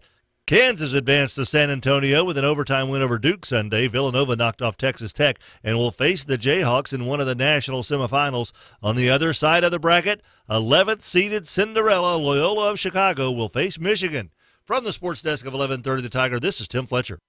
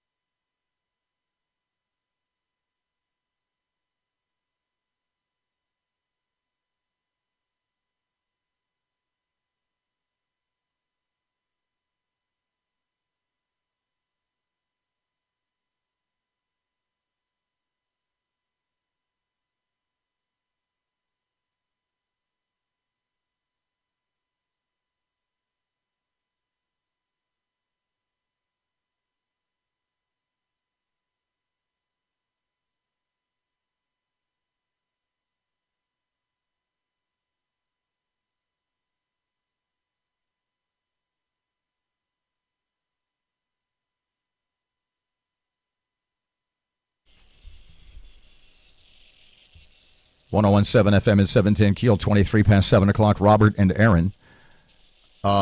There was a March for Our Lives march downtown courthouse this weekend. Was it Saturday, I guess? Mm-hmm. How many there? A few hundred or so? Yes, had a big crowd. Typical leftist suspects? I mean, who was there? There were students. There were a lot of students. It wasn't the typical crowd. Yeah, It was a lot of yeah. students that showed up. It was a... Does it concern you that this is being framed? The way the stories are being written, the way the stories about March for Our Lives are being reported, in the sense that it's being referred to as the March Against Gun Violence. That doesn't trouble me. Okay, You're being very semantic. No. It's the way they're framing it, as though anybody who is not with them is for gun violence. No. Yes. Why do you think they say we're marching against gun violence? And do you think the NRA is for gun violence? Who is for gun violence? That's my whole Nobody point. is. That's my point. They're saying that if you're not with them, that you are. No, that's not true. That's exactly what they're saying. That's not true. Why are they saying if you're an NRA member, if you march to save the puppies, you want puppies to die if you don't march? if they framed Save it, the puppies? that's the way this is That's ridiculous, Robert. You're being ridiculous. That's the way it's being framed. You're The being Shreveport- ridiculous. Stop. The Shreveport Security text line, Shreveport Security Systems text line is 318-392-1884. Text me, text Erin, and explain to her how she is missing the point of how they and the media are framing this to make anybody but themselves, just like with Antifa. If you don't march with Antifa, you're a white supremacist. If you voted for Trump, you're a white supremacist. I'm an NRA member. Does that make me pro-gun violence? Does that mean that I am not against gun violence? No, of course not. No. Do I have blood on my hands because I'm an NRA member? According to the speakers on Saturday across the country, I do. Do you own a gun? If you own a gun, you are against. You are for gun violence. If you think these groups want every gun taken away, That's exactly what they want. No, that's not true. That's absolutely exactly not true. You tell me. That's absolutely Tell me not what they true. want. They want tougher gun laws. Like what? Raise the age, perhaps, would be one. That might violate someone's constitution. Let's start there. You said, tell me one. I told you one. Okay. And I'm telling you why that's a really bad idea, and they're basically an uneducated leftist bunch. Well, that's one of the things they're pushing for. Okay. Okay, go ahead. Ban on assault-style weapons. Which the sale are of assault, like AR-15s. AR-15s. Which are basically those hunting. kinds of things. Okay, I get your point. They have some things they want to push for. But they don't want to stop there. And if you think that the people who are the organizers of these marches, of this movement, would not remember, and I said this a while ago, the people who are telling you right now that they are marching against gun violence are the very same people who would take everybody's guns and would be for gun control even if there were never school shootings. Let me say that again. The people who are the organizers of these marches would be for gun control and the confiscation of your weapons and the repeal of the Second Amendment, even if there were never a school shooting. That's not true. The students that came out to these marches, those students wouldn't have been out at these marches if there hadn't been a school shooting. That little Hitler Youth David Hogg kid who is on my last nerve, who dares to... Did you see about the clear backpacks? No. At the Marjorie Stoneman Douglas High School, where he is a student, they are instituting new security measures, and one of those is all the students have to have clear backpacks and and they have to wear ID badges. And you know what he said? He said that violates my First Amendment rights. He says they are violating my constitutional rights. This same little wiener kid who dares to stand up and say we should repeal the Second Amendment and change all these gun rules and tell me that I have blood on my hands, when in reality all he wants to do is violate my Second Amendment rights, is standing up there 1 or 2 weeks removed from eating Tide Pods and wants to tell me that his constitutional rights are being violated. They do not want the Second Amendment repealed. Of course they do. No, they don't. Every last one of them. No, they Let me don't. say it again. The Shreveport Security Systems text line is 318-392-1884. Then they would march for the repeal of the Second Amendment. If you can text us and explain to Erin how sadly, tragically, and amazingly off the mark she is, I would appreciate your assistance. Remember, the people who are marching in the organizers of these marches are the people who would be for the confiscation of your guns, who would be for gun control and for the repeal of the Second Amendment. The march in D.C. was organized and led by students and student survivors of the shooting rampage in Parkland. That's absolutely, the march in D.C. was organized by those kids. That is a total lie. It was leftist organizations, including Antifa members and people with associations with not only anti-Second Amendment groups, but with close Black helicopters here. But with close ties to Louis Farrakhan. Yeah, whatever. And there have been, that's why they hid that woman, and I can't think of her name. You need to come to the center a little bit more. You need to come to your senses a little bit more. 29 past 7 o'clock, 101.7 FM, 710 Keel traffic update. Here's Ruben. The intersection of Kings Highway and Fairfield Avenue is dealing with some slow-moving traffic right now. And we have some traffic delays on Barksdale Boulevard near Hamilton Road in Bossier City. If you have anything to report to us, please give us a call at our Planet Fitness traffic hotline. That's 687-ROAD.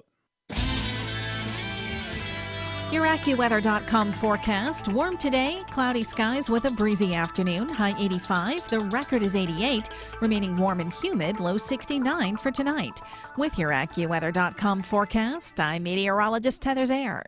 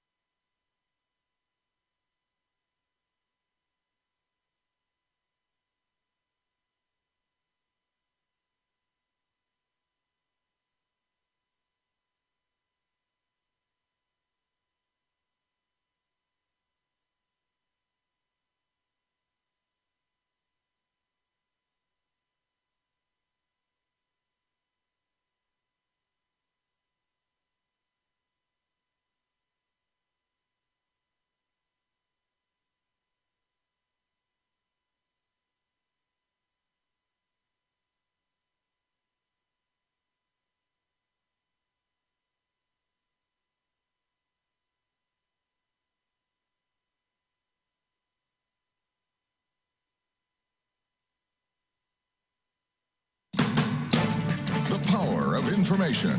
KEEL News now. The governor's office touting the state has the second largest monthly unemployment decline in the country for February. But is it really good news? LSU economist Dr. Lauren Scott says the numbers aren't as rosy. He says the state's economy is based largely on oil and gas.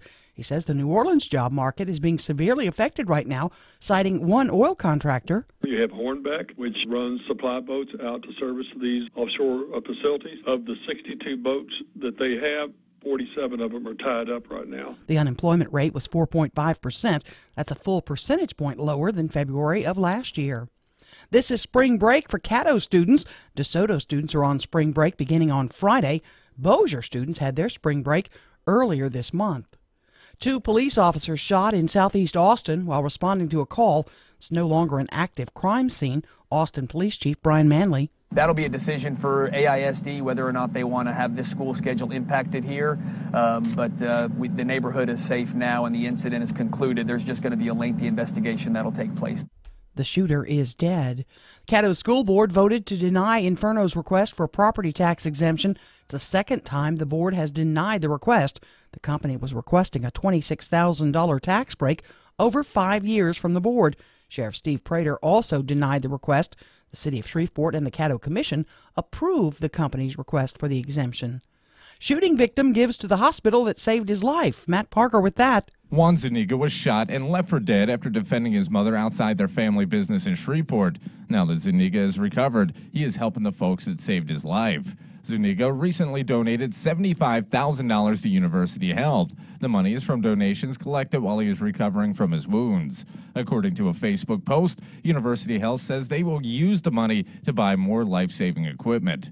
From 101.7 FM and 710 Keel, I'm Matt Parker. The nationwide gas price on the rise. It's $2.66 for regular unleaded, 7-penny increase.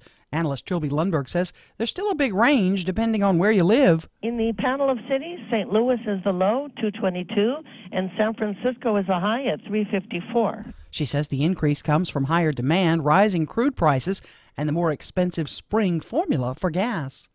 Hundreds of local students, parents, and concerned citizens gathered at the courthouse this weekend to rally against gun violence. Several students and parents spoke during the event, expressing their concerns and fears. The group called for stricter gun laws, saying kids should not be afraid to go to school. The March for Lives was held across the country. It was organized by student survivors of last month's shooting rampage at Marjorie Stoneman Douglas High School in Florida. Cameron Caskey was among the student organizers. He appeared on Fox News Sunday and reflected on what he thinks the march accomplished. I think the best thing to come out of the march was the fact that while it was important to stand for what we believe in, and it was important that the people have come together on this unified front, I think that the fact that young people everywhere were taking initiative, standing up and leading in their communities showed that we've learned that our voices matter. More than 800 marches were held around the country. 8 Louisiana communities officially Louisiana retirement certified areas. Shreveport-Bossier City makes the list. Lieutenant Governor Billy Nungesser says the communities were selected for their quality of life for retiring seniors. Housing available, public safety, crime, public transportation, medical services, health care, volunteer opportunity for seniors, recreational areas, fairs and festivals. Ruston, Natchitoches, and Toledo Bend also made the list. Adult film star Stormy Daniels reveals the details about her alleged sexual encounter with Donald Trump during an interview with 60 Minutes. The actress says Trump was taken with her beauty and wits and compared her to his daughter.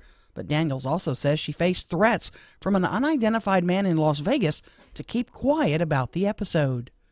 Someone in South Louisiana, now a millionaire. Lottery officials say a winning Powerball ticket was bought in the Lafayette area. It's worth nearly $56 million. I'm Erin McCarty on 101.7 FM and 710 Keel.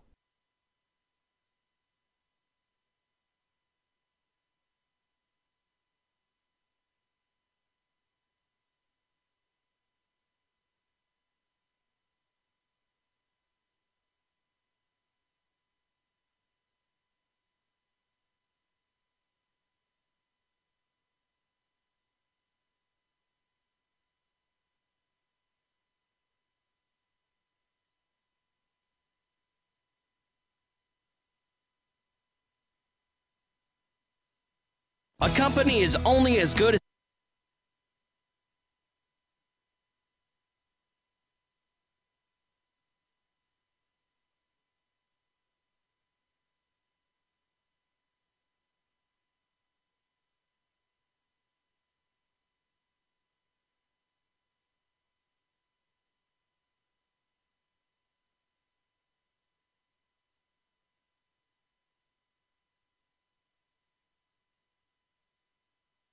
Admittedly, 101.7 FM and 710 Keel, Robert and Erin. Keel app's a free download office furniture source. Admittedly, for marketing purposes, his name is not the best. Okay. But a rapper named Killer Mike, who is an African American, says that any form of gun control would enslave black people. He said they need to protect themselves. Oh, boy. Speaking of, the Shreveport Security Systems text line 318-392-1884. Yeah, lots of love. Thanks. Feeling it. Not necessarily for you. Based on the last segment, it's our listeners, they see my point of view much more than yours. Yeah, they do. That's okay. Let me read this to you. Because unlike a lot of texting and Facebook posts and social media expression in this, the early part of the 21st century, punctuation matters. Yes, it does. Okay. Second Amendment, a well-regulated militia, comma, being necessary to the security of a free state, comma, here's the important line, the right of the people to keep and bear arms shall not be infringed. Now, it doesn't say the phrase, the words, the right of the people, the right. It doesn't say. And a lot of people say, well, they're talking about militias and National Guards and organizations. It doesn't say the right of a well-regulated militia to keep and bear arms. Mm-hmm. It says the right of the people to keep and bear arms. Yeah. If in my mind, and I am culling this from reading a lot of scholars and a lot of experts on this and a lot of constitutional theorists, if they meant that the National Guard should get guns and not you, it would say the right of a well-regulated militia being necessary to the security of a free state. Mm-hmm. It doesn't. It says, comma, the right of the people to keep and bear arms shall not be infringed. Right. Got this text. Got a lot of texts hating, but that's okay. Hating. Here's another one. Love you, Erin. Part of your appeal is your naivete. In the case of these kids, your naivete is getting the best of you. Kids who want to call attention to the nature of the problem have been excluded from the media festivities on purpose. It goes on. And guys, if you're listening, I do this as a devil's advocate. I don't want any gun control. I believe in the Second Amendment. And I love seeing kids getting involved. That's why I'm so amped about it. If you're going to back off of your stance a little bit, there was never a stance. I will give you this. That David Hogg kid has great hair. 739, 1017 FM, 710 Keel traffic update. Ruben, where you at, kid? The intersection at Kings Highway and Fairfield Avenue is dealing with some slow-moving traffic right now. And we have some traffic delays on Barksdale Boulevard near Hamilton Road in Bossier City. If you have anything to report to us, please give us a call at our Planet Fitness traffic hotline. That's 687-ROAD. Your AccuWeather.com forecast. Warm today, cloudy skies with a breezy afternoon, high 85. The record is 88, remaining warm and humid, low 69 for tonight. With your AccuWeather.com forecast, I'm meteorologist Heather Zayer.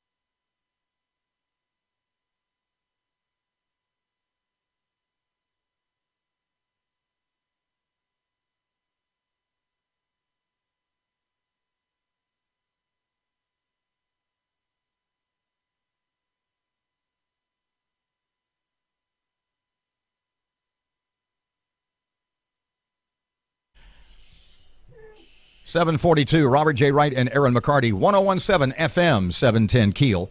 The NFL owners, I'm doing this as a tease for the first segment past 8 o'clock. All right.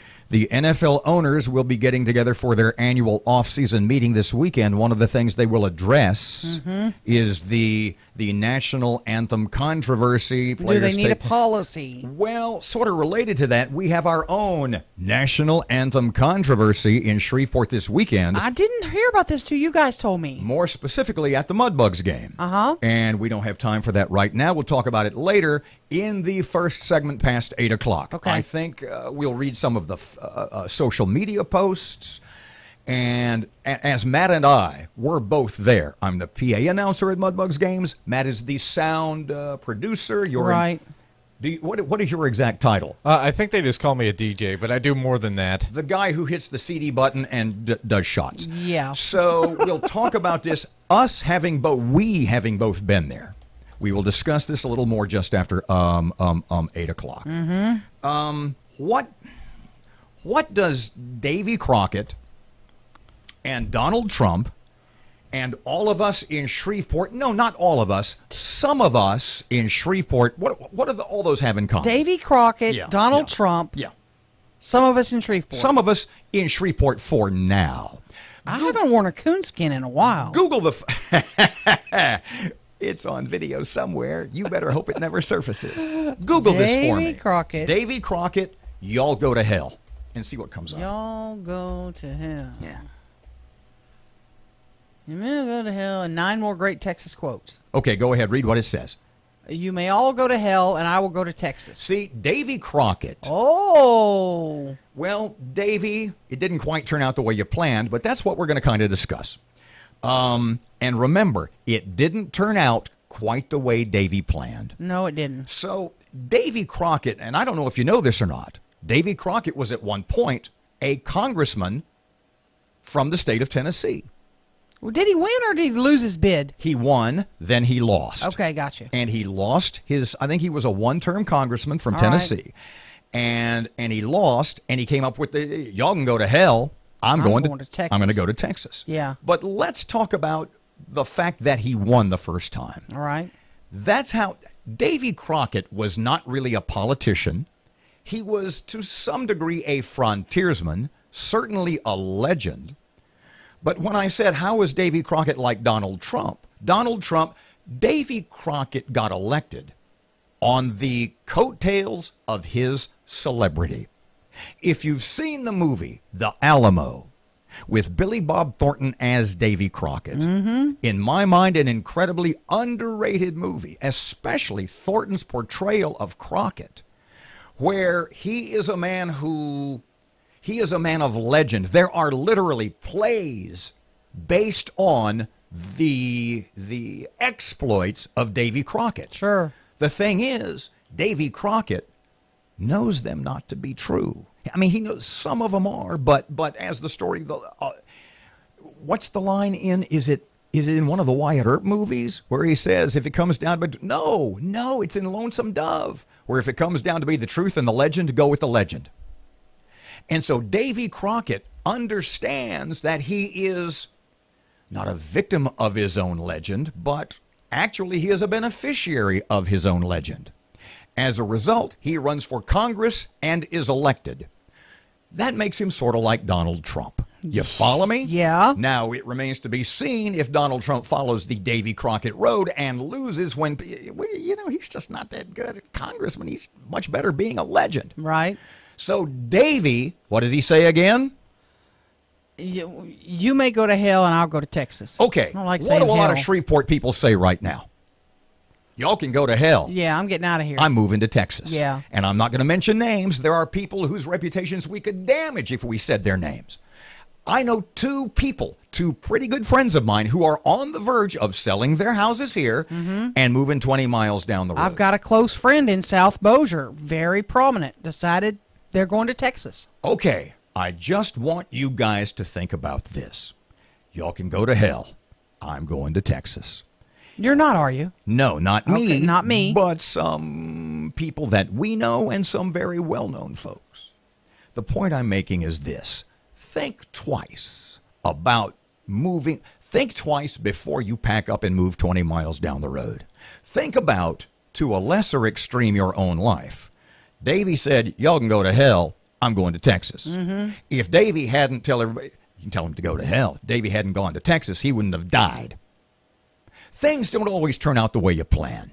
Okay? Yeah. Things don't always turn out the way you plan. The grass, do you think the grass was greener for Davy in Texas?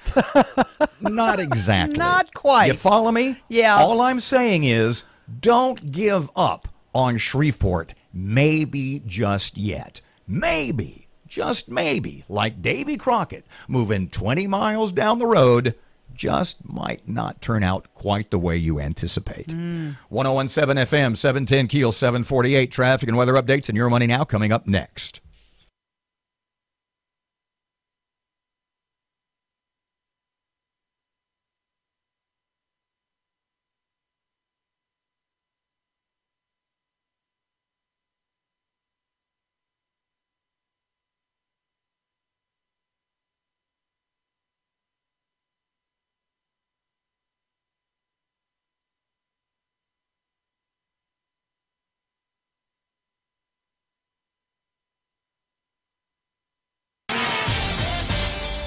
The intersection at Kings Highway and Fairfield Avenue is dealing with some slow-moving traffic right now. And we have some traffic delays on Barksdale Boulevard near Hamilton Road in Bossier City. If you have anything to report to us, please give us a call at our Planet Fitness traffic hotline. That's 687-ROAD.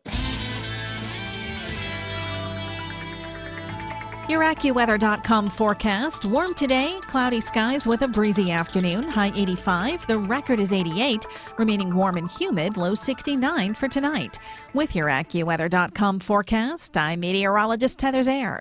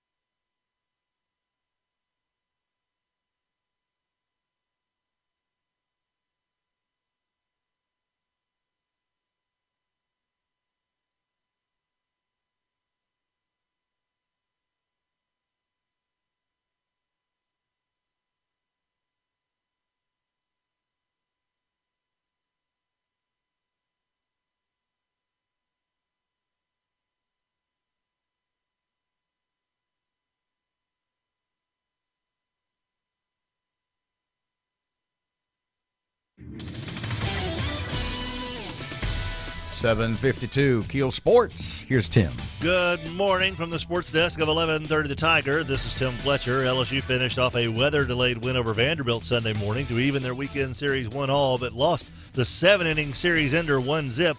Commodores freshman Mason Hickman outdueled Tiger rookie Mikhail Hilliard. Hickman moved to 5-0 while fanning 9. Hilliard took the loss despite surrendering just 4 hits in 6 innings and struck out 8. Louisiana Tech won their weekend series over Alabama Birmingham with a 12-inning 9-4 win. The Bulldogs turned a 3-3 thriller into a comfy win with 6 runs in the top of the 12th. Northwestern State grabbed a 3-0 lead over Texas A&M Corpus Christi, but the Islanders scored 8 unanswered runs to take the series 2-1 with the 8-3 victory. And the NCAA Final Four is set. Kansas advanced to San Antonio with an overtime win over Duke Sunday. Villanova knocked off Texas Tech and will face the Jayhawks in one of the national semifinals. On the other side of the bracket, 11th-seeded Cinderella Loyola of Chicago will face Michigan. From the sports desk of 1130 The Tiger, this is Tim Fletcher.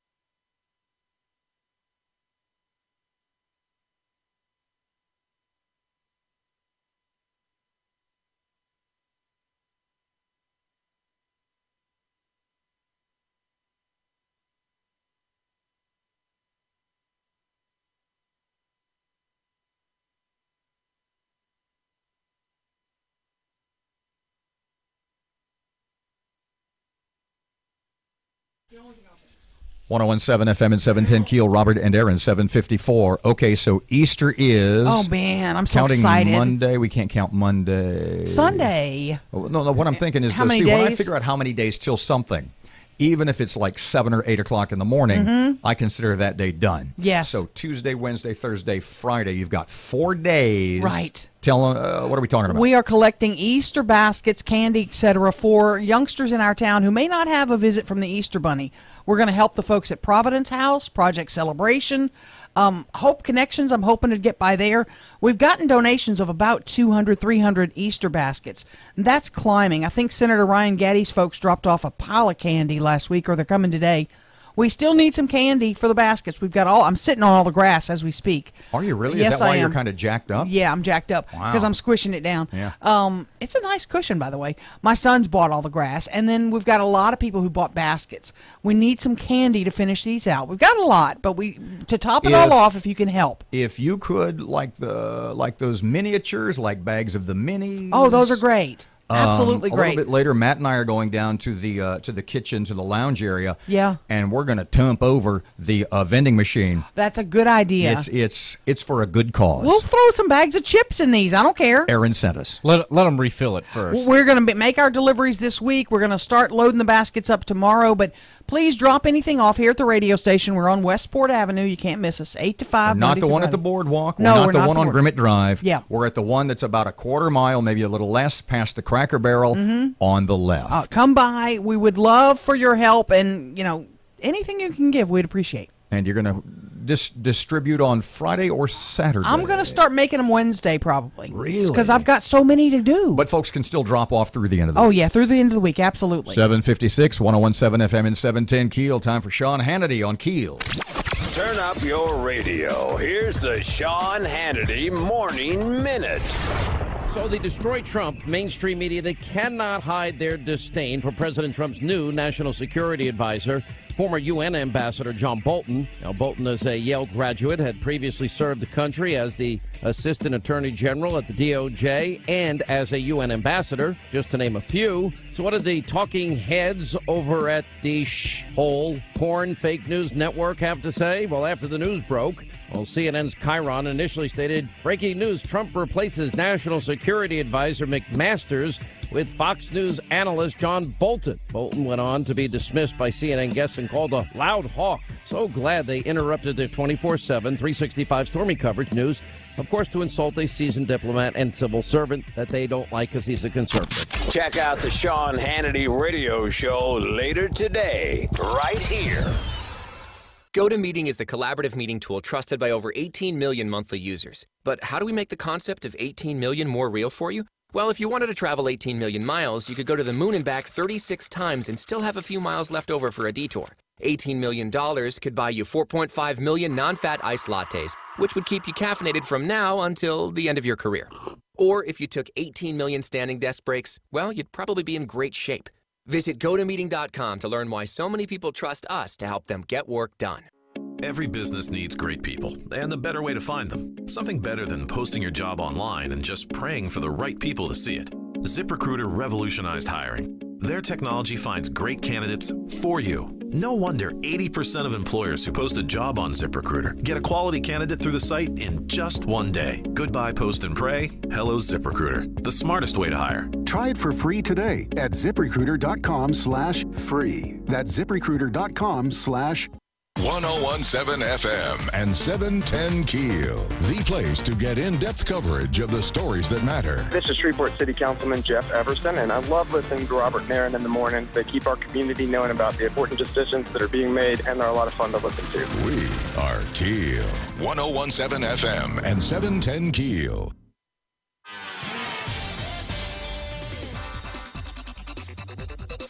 The intersection at Hollywood Avenue and Linwood Avenue is dealing with some slow-moving traffic right now. And we have some traffic delays on East Texas Street near Traffic Street in Bossier City. If you have anything to report to us, please give us a call at our Planet Fitness Traffic Hotline. That's 687-ROAD.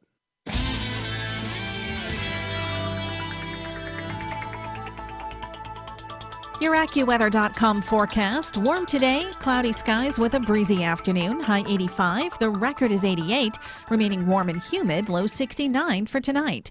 With your AccuWeather.com forecast, I'm meteorologist Heather Zaire. Breaking news and trending talk. This is 1017 FM and 710 KEEL. KEEL, Shreveport.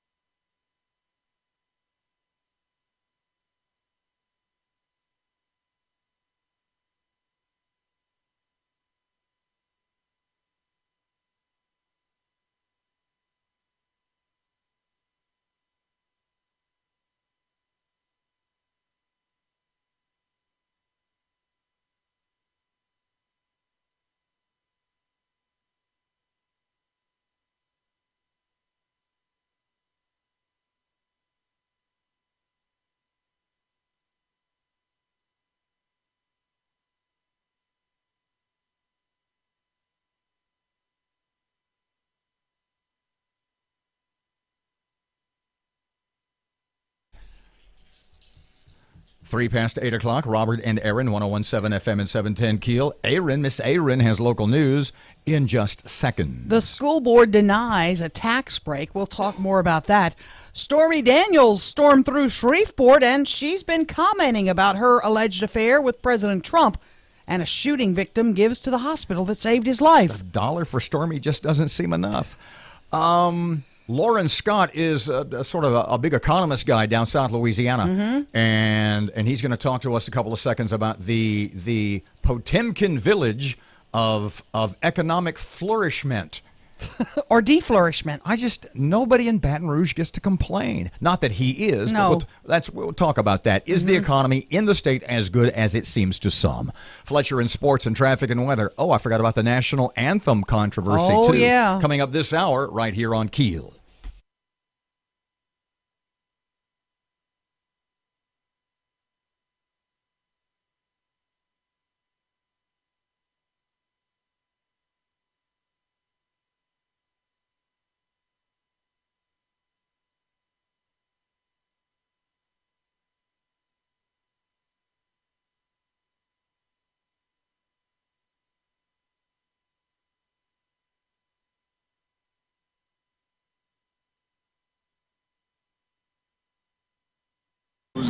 now. 2 Austin police officers shot while responding to a call. The motive of the shooter is unclear. The suspect is dead. Austin Police Chief Brian Manley. Both of our officers are facing non-life-threatening injuries. I believe they are stable at this time. There is limited information available just yet. The school board denies a tax break. Matt Parker with that. The Caddo Parish School Board has voted to deny Inferno's request for a property tax exemption. This is the second time the board has denied the company's ITEP break. The company is requesting a $26,000 break over 5 years from the board. Sheriff Steve Prater also denied Inferno's request for a tax break. The City of Shreveport and the Caddo Commission approved the company's request for the exemption. From 101.7 FM and 710 KEEL, I'm Matt Parker. Shooting victim gives to the hospital that saved his life. Juan Zuniga was shot and left for dead after defending his mother outside of their family restaurant. Now that Zuniga has recovered, he's helping the folks that saved him. Zuniga recently donated $75,000 to University Health. On the heels of her appearance at the Hustler Club in Shreveport, adult film star Stormy Daniels popped up on 60 Minutes to talk about her alleged affair with Donald Trump. Daniels says she was threatened by the president's legal team to keep quiet about it before ultimately signing a non-disclosure agreement right before the election.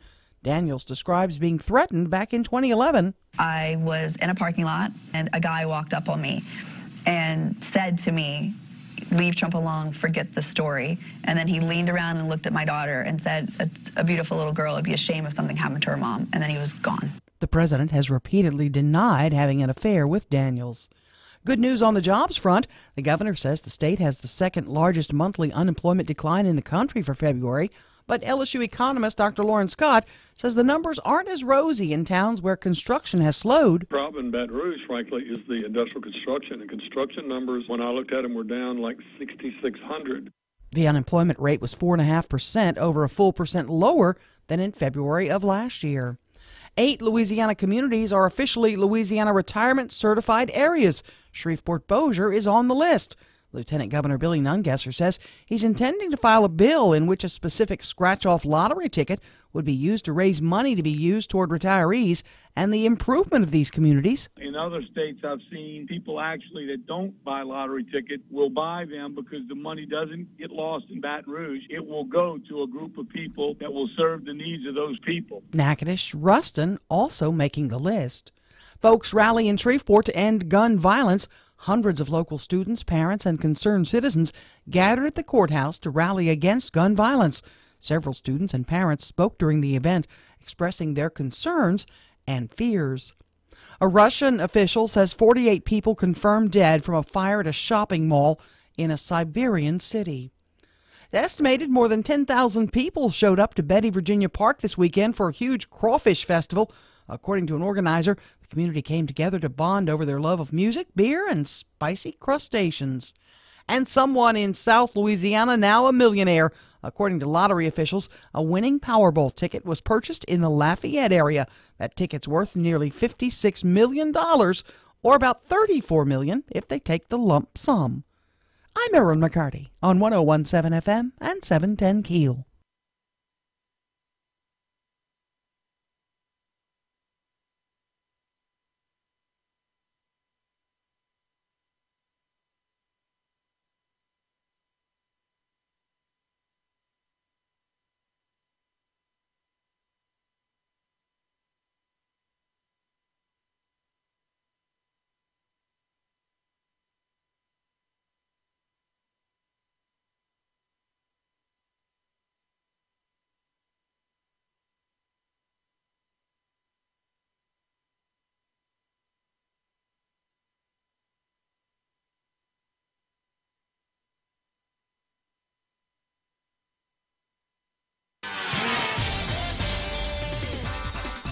.101.7 FM, 710 KEEL. Let's check traffic with the Ruber. The intersection at Uri Drive and East Burke Coons Industrial Loop's dealing with some slow-moving traffic right now. And we have some backed-up traffic on I-20 westbound. Starting at Spring and Market, it's backed up to Benton Road right now. If you have anything to report to us, please give us a call at our Planet Fitness Traffic Hotline, 687-ROAD.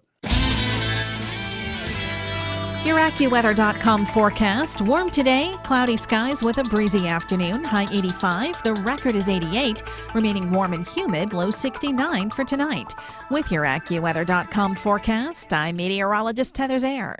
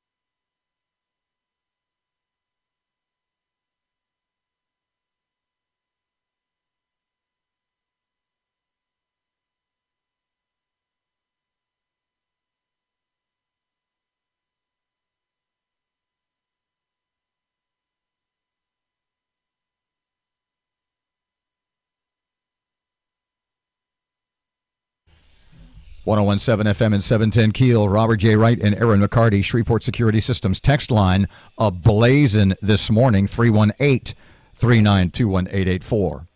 Lauren Scott is an LSU economist. Lauren Scott. Is he a doctor? Yes, he's a doctor. Dr. Lauren, are you a doctor? Yes. Yes, he's a doctor. Man, who doesn't want to be a doctor? Can you prescribe me something? Because I need it. I'm just kidding. I'm thinking a new job would be a good way to go. Dr. Lauren Scott from LSU, economist. The governor says our state is doing great on the unemployment front, that we have seen the largest monthly decline in the country for February. Rosy news or deceptive news? A Potemkin village of happiness. Well, there's two tricky things about the unemployment rate. The unemployment rate can go down for two reasons. Reason number one is there are more jobs being found, and that's not why it's going down in Louisiana. Louisiana is kind of bouncing along the bottom of a trough we just finished about a 28-month recession, and we're not really popping back up. We're kind of bouncing along the bottom of the trough. So it's not because of that. The second reason it can decline is because a lot of people will just give up on looking for jobs. They drop out of the workforce. Oddly enough, people just not looking for jobs anymore will cause the unemployment rate to go down, which is kind of weird. But that's they the fall way it off. works. They fall off the unemployment rolls too. Correct? I mean, they stop getting money. Basically, they get the unemployment rate is they do a survey. They call people's house and they ask them two questions. Number one, are you working? And you say no. Are you actively looking for work? If you say no, then you're not counted as unemployed if you're not actively looking for work. And so it can go down for both reasons. Now, the good news is that's not why the unemployment rate went down either, oddly enough, because the number of people actually looking for work has actually gone up about 10,000 the last year or so. The reason for this is because it's just a very bad statistic. As a matter of fact, we down here quit reporting. We try to encourage reporters and people in the media not to report the unemployment rate because it's such a bad number. And the reason it's a bad number is, again, they get it by doing surveys, by calling people and asking them these questions. Now, in order for that to work, you have to call enough people, and you have to call a very good representative.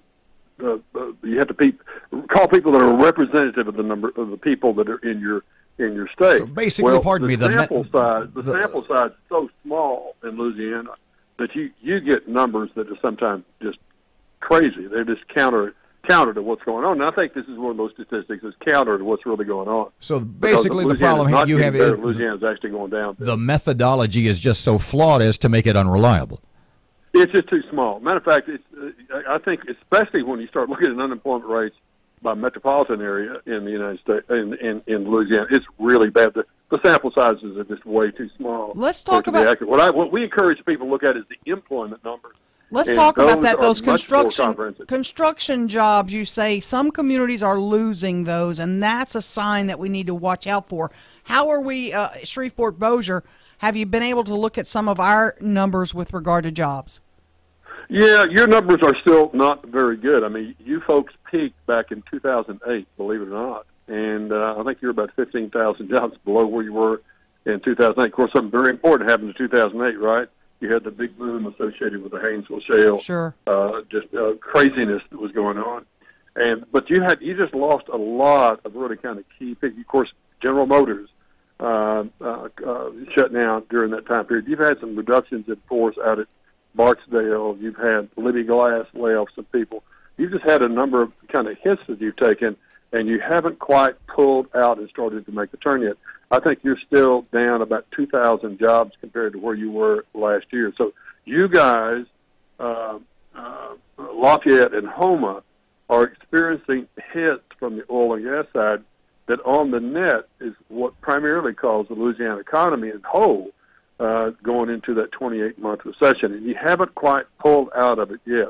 Now, the good news is there's an increasing activity in the Haynesville Shale. The rig count's gone up from about 16 to almost 40. So that's good news. Mm-hmm. So you just need a couple of more good hits to pull you out to start having to go positive again. You know, the state legislature, the regular session, special session, tax raising session, etc., and you get all these debates, this back and forth about what the actual budget shortfall of the state will be. And in figuring what that number really is, they talk about the oil business, the gas industry, etc. Do you think that Louisiana, are we right now, are we giving the future of oil and gas in Louisiana, given its irregularities, do we have too much of a rosy outlook for down the line? Well, I don't think the outlook is for the oil and gas side is really great. Oil and gas is still extremely important to our economy. It's not only extremely important directly, but it's extremely important indirectly too. I mean, because we have this oil and gas, we're the number 2 refinery state in the nation, right behind Texas. And refinery is a very high-paying job. Very, very good job. Very high multiplier effects throughout the rest of the economy. And also another reason, another very important industry we have because we got oil and gas is the chemical industry. The chemical industry is huge in this state. There's probably 250,000 jobs directly or indirectly associated with the chemical industry. And they're here because of the natural gas, primarily, that we have here, and the pipeline infrastructure that we have to get that natural gas to the companies. So, but the actual extraction part, the actual going down and finding the oil and natural gas, is a thing that's really in a slump right now. It's in a slump in your area. Your area depends more than most metropolitan areas on the oil and gas side. But, boy, it is really in a slump in the Gulf of Mexico, which is just killing Houma and Lafayette area. Last 30 seconds, are people still leaving our state in droves? Do you still see that? I haven't seen that, but, I mean, that's exactly what you would expect when you have an area of the country where you're having job losses or not many jobs being created as we come out of the recession.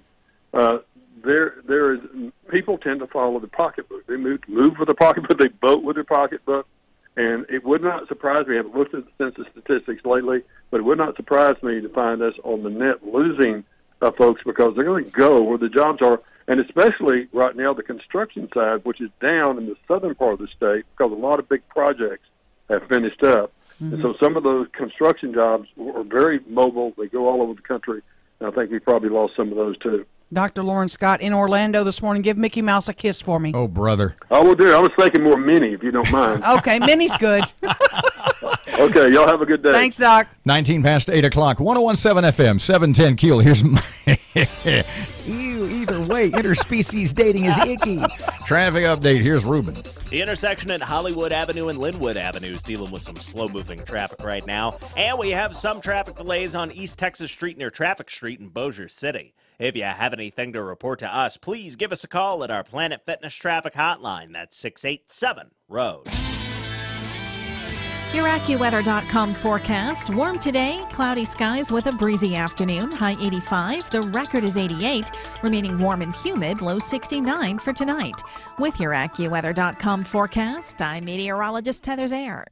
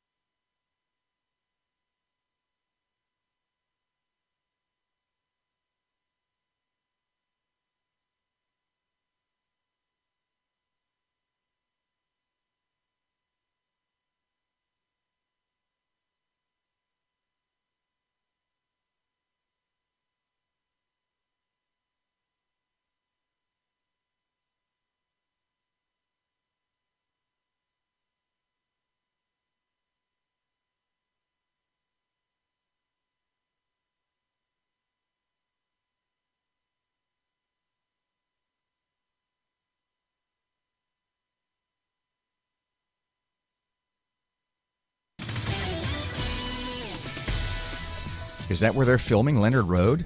Yeah. Wow, we'll talk about that in a second. 101.7 FM, 710 Keel. Sports update. Here's Fletch. Good morning from the sports desk of 11. The unemployment rolls too, correct? I mean, they working, and you say no. Are you actively looking for work? If you why the unemployment rate went down, peaked back in 2008. Yeah, your numbers are still not very good. I mean, you folks peaked back in 2008. And I think you're about 15,000 jobs in 2008. Of course, something very important happened in 2008, right? You had the big boom associated with the Haynesville Shale. Sure. Just craziness that was going on. But you just lost a lot of really kind of key things. Of course, General Motors shut down during that time period. You've had some reductions in force out at Barksdale. You've had Libby Glass lay off some people. You've just had a number of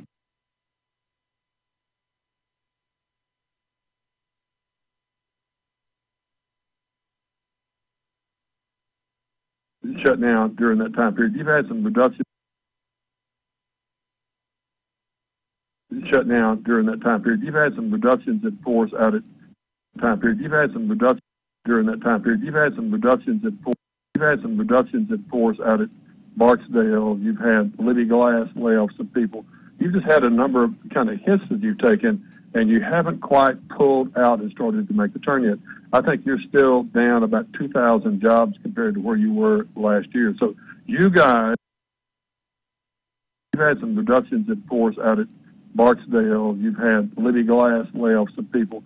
You've just had a number of kind of hits that you've taken, and you haven't quite pulled out and started to make the turn yet.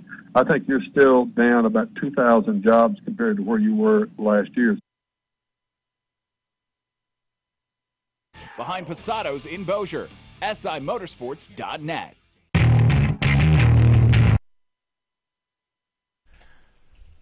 Okay, we're playing a little game this morning. Okay, I'm ready. It's although it's more off the air than on. Blindfold needed? Well, there's that, and it's kind of old, and it's That's what Stormy said. See, that's what it is. Whoa, okay. It's that.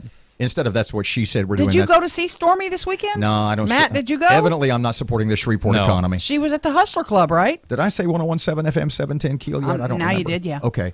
No, and as a matter of fact, we can leave Matt out of this if we want. Okay. But I would be willing to bet that you have been to a gentleman's club more recently than I. Probably. The last gentleman's club I was at was in New Jersey. I'm trying to think of the exact. Man. Maybe Union, Before we met? Union, New Jersey in 1980. Oh my goodness! It's about time. 3. Wow. So 93, 03. It's more. I was in college. Okay, so the last time you were at a gentleman's club? A couple years ago on Bourbon Street. Really? Yeah. No, that to me is the most depressing. That was when I left early because I wanted to go to Ash Wednesday Mass. So I went back to the hotel. So wait, let me see if I understand this. You went from the strip club to Ash Wednesday No, I Mass. slept between. I went to the hotel and took a little bit of a brief. That's what Stormy said. And then the lady sitting on the stage. 2, 3, 4, zinga. Let's just move on. Okay, yeah, And that's this so is, bad. I apologize for this being a clumsy segue. Okay. But something happened last week, and I want to know if you agree with me that the degree of coverage, although we covered it here, but more specifically, not only the amount of coverage, but the amount of outrage troubles me a little bit. No, troubles me a lot. Mm-hmm. And that was the massage parlor story. That this is literally, we have policemen and the experts, sort of like you used to be at the YWCA. Sure. Coming in and talking about sex trafficking is it plagues America. And we are a hub here in It Shreveport. literally is, in many ways, at epidemic proportions. You bet. There were sex trafficking busts, arrests in our area last week. Mm-hmm. And it was like the news for a day, and there was ho, ho, ho. These women were literally prisoners. And if you stop and think about, and from this point forward, if I talk about anybody in particular, let's just assume I mean alleged for legal sense. Right, sure. But by the way, did it turn out that the manager, I don't necessarily want to say pimp, that the manager of these establishments was a male or female? Because we had reports of both.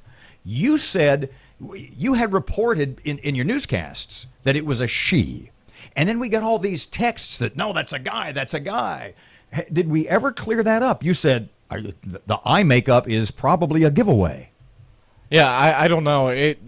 The terms used in the report were very non-gender specific, but if you look over here at the picture, it looks like a woman. It looks like a woman, yeah. Did it seem to you that there but was I think there was a man also involved. Did it seem to you that there was just a lack of outrage that this is going on? There was one of the massage parlors in Monroe, and was it one in Bossier, 2 here? There was a bunch. These people own a bunch of massage parlors. And these women were brought to this country. They paid $40,000, or were told they were going to have to pay $40,000. And obviously they didn't have $40,000. So they owed that money. And they were forced to work it off by working as prostitutes in these places. Yep. And it wasn't just massages you were getting at these places. They were prisoners. And they were advertising it all on that stupid website. I don't even want to say the name anymore. They were, for lack of a better description, they were like the little kids working in the mine in the second Indiana Jones movie, but instead of mining whatever they were mining, they were sex slaves. Yes, exactly. And it was going to be a long time. I'm not sure if they were going to be indentured for well over a year to these people. The people in charge were deciding when your debt was paid off. And then when your debt was paid off, since you weren't being really paid anyway, you still don't have any money or a place to go, so you're sort of still indentured to them. Right. Absolutely. But the degree... Okay, let's look at... Got about a minute here. Let's look at the parlors themselves as... In this chain of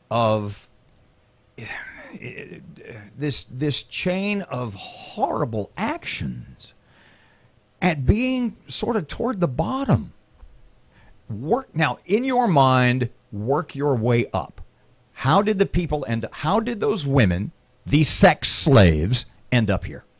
They wanted a better life for themselves. No. How did they end up here? What was the organizational process? Oh, I don't know. That somebody has to be paying off somebody, paying off somebody, paying off somebody, which means there is some sort of organization in a foreign country that spotlights, highlights, that finds these women who are desperate. And gets them in the pipeline. Yeah. Yes. There has to be some sort of organization. You're right.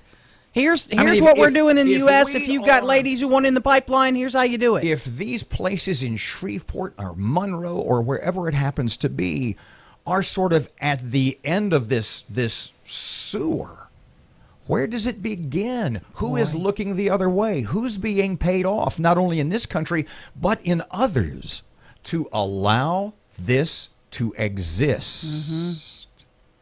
That if you follow the money, if you start here and work your way back, Yeah. who's getting paid? Who's looking the other way? Who doesn't care? Is there any, and I've said this before, is there anything worse than somebody who takes advantage of someone who has no other choice but to be taken advantage of? It's miserable. It's miserable. But it ends up here. Yeah.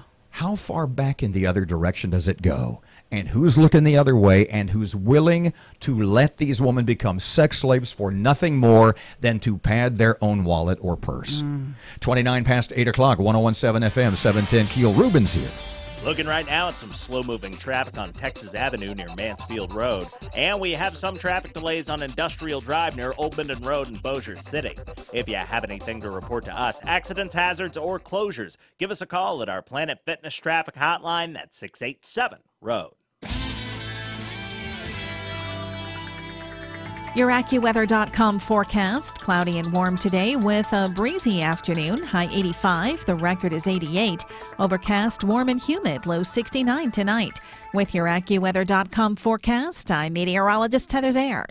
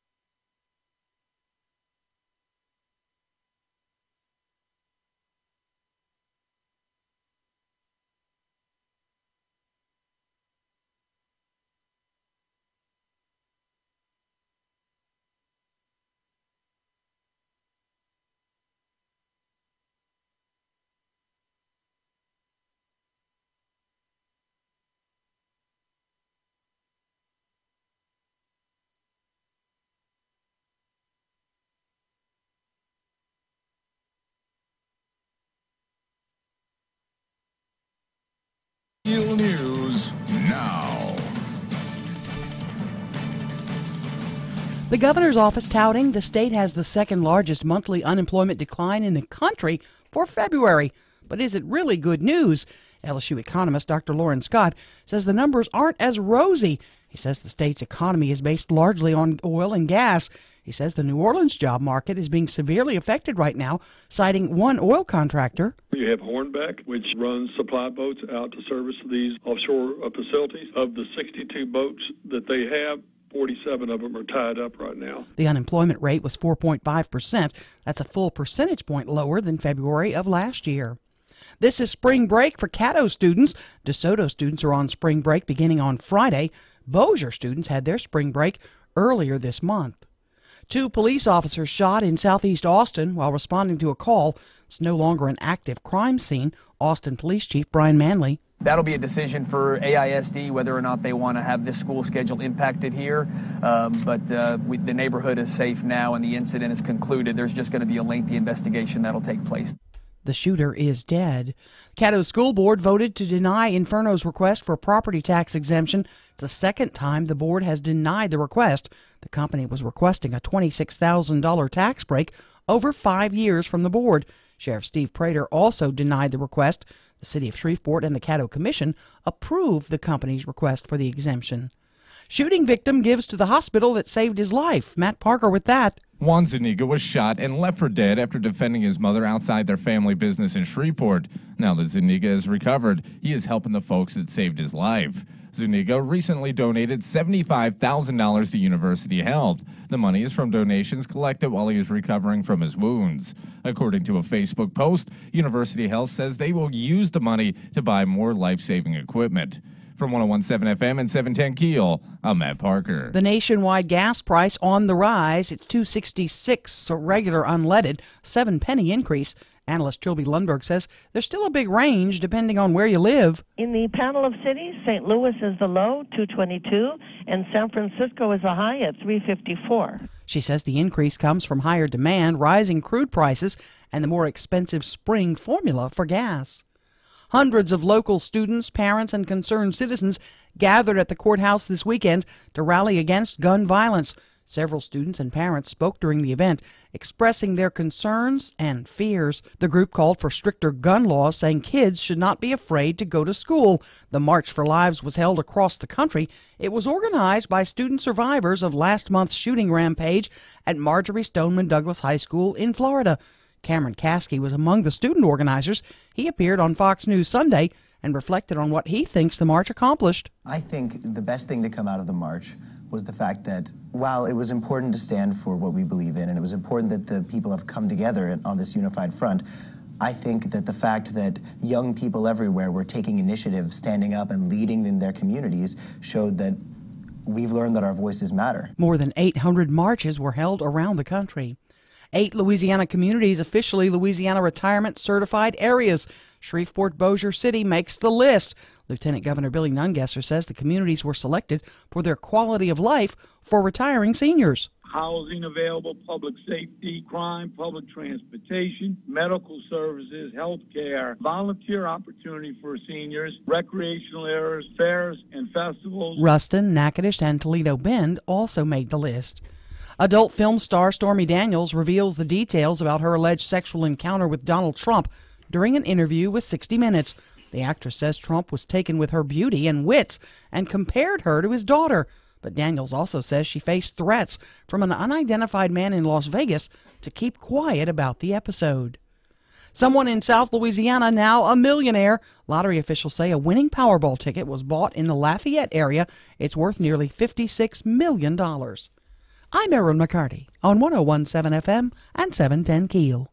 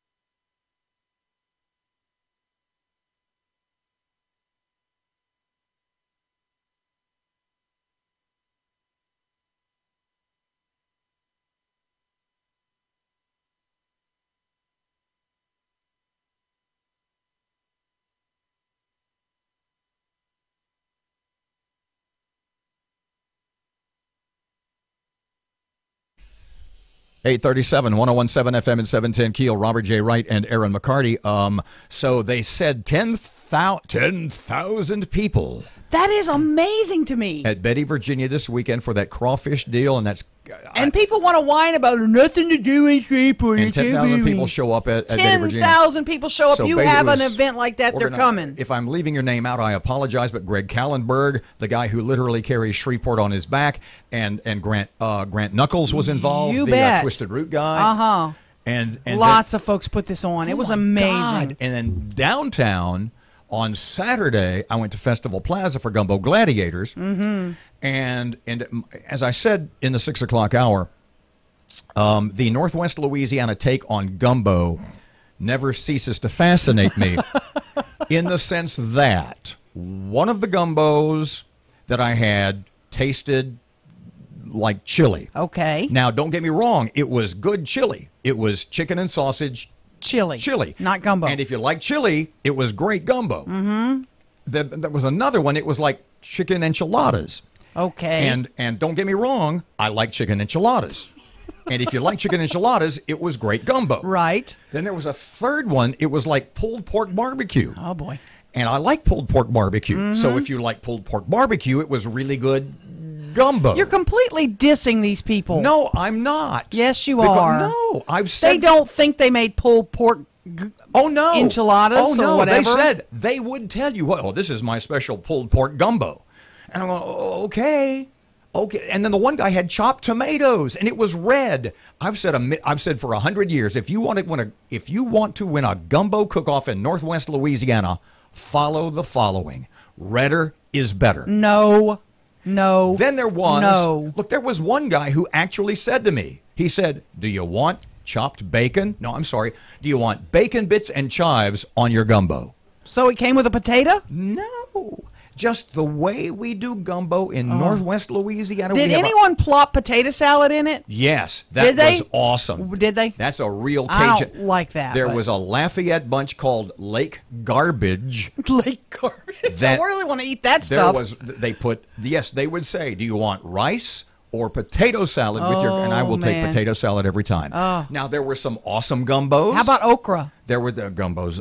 Okra. Okra belongs in gumbo. Okra belongs in the garbage pail.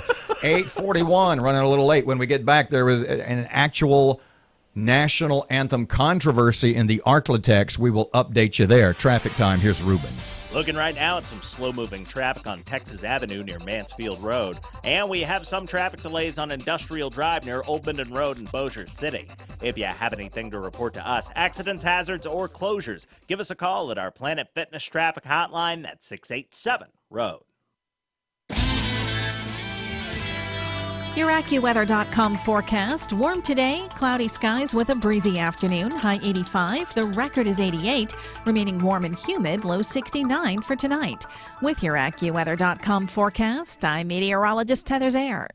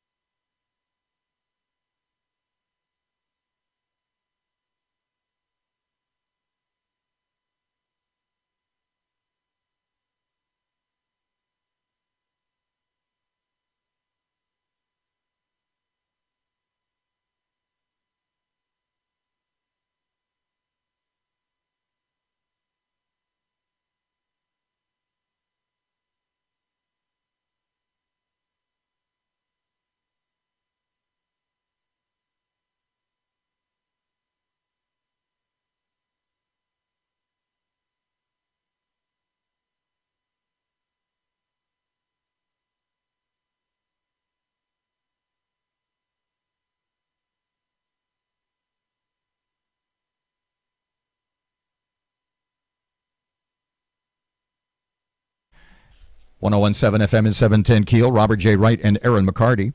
KEEL app's a free download. Office Furniture Source. The NFL owners. This will be an interesting segue also, as most of mine this morning have been. NFL owners meet this week. National Football League owners. Mm-hmm. And one of the things they're going to discuss is the national anthem controversy. Yeah. Specifically, what are we going to do with players who... Are they going to set some rules and guidelines? Like the NBA. Yep. The NBA says you got to stand. There is no current NFL doctrine or rule that governs what players do. Mm-hmm. Speaking of the national anthem, we have a little bit of a national anthem controversy in Shreveport this weekend. Do we? At the Mudbugs hockey game. The Mudbugs during March every season, they do for all the home games. And it's a great pun, and it's a great promotion. It's a great idea. It's called not March Madness, but Marching Madness. I like that. And they have marching bands from different high schools come in and perform not only the national anthem, but between at the intermissions, at stoppages in play, etc. And on Saturday night, the Huntington High School marching band were the Mudbugs special guests. And that's where the controversy begins.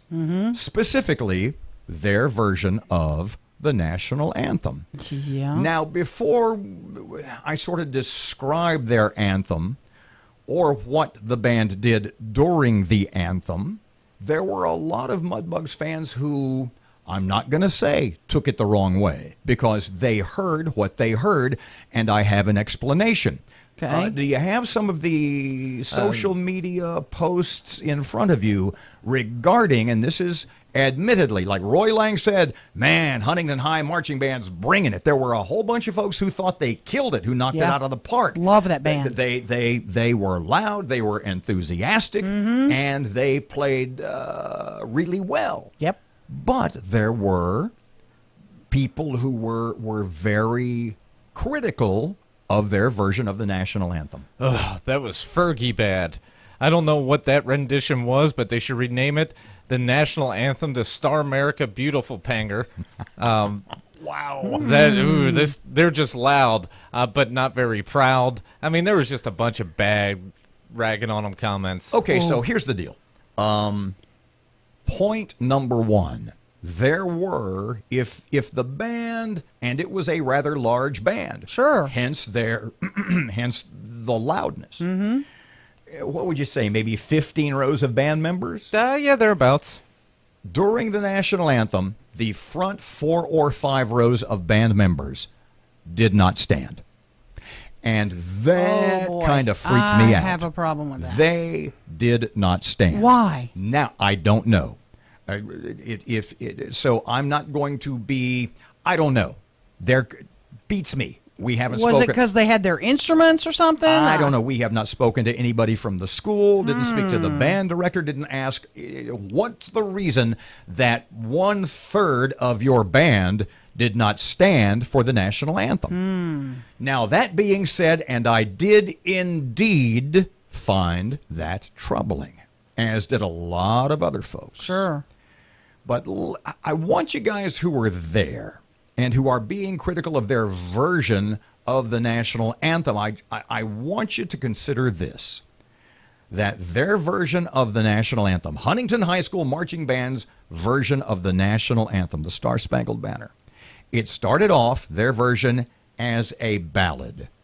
They kicked into an up-tempo, almost a parade-like march, back to ballad, and then the last part, this big crescendo.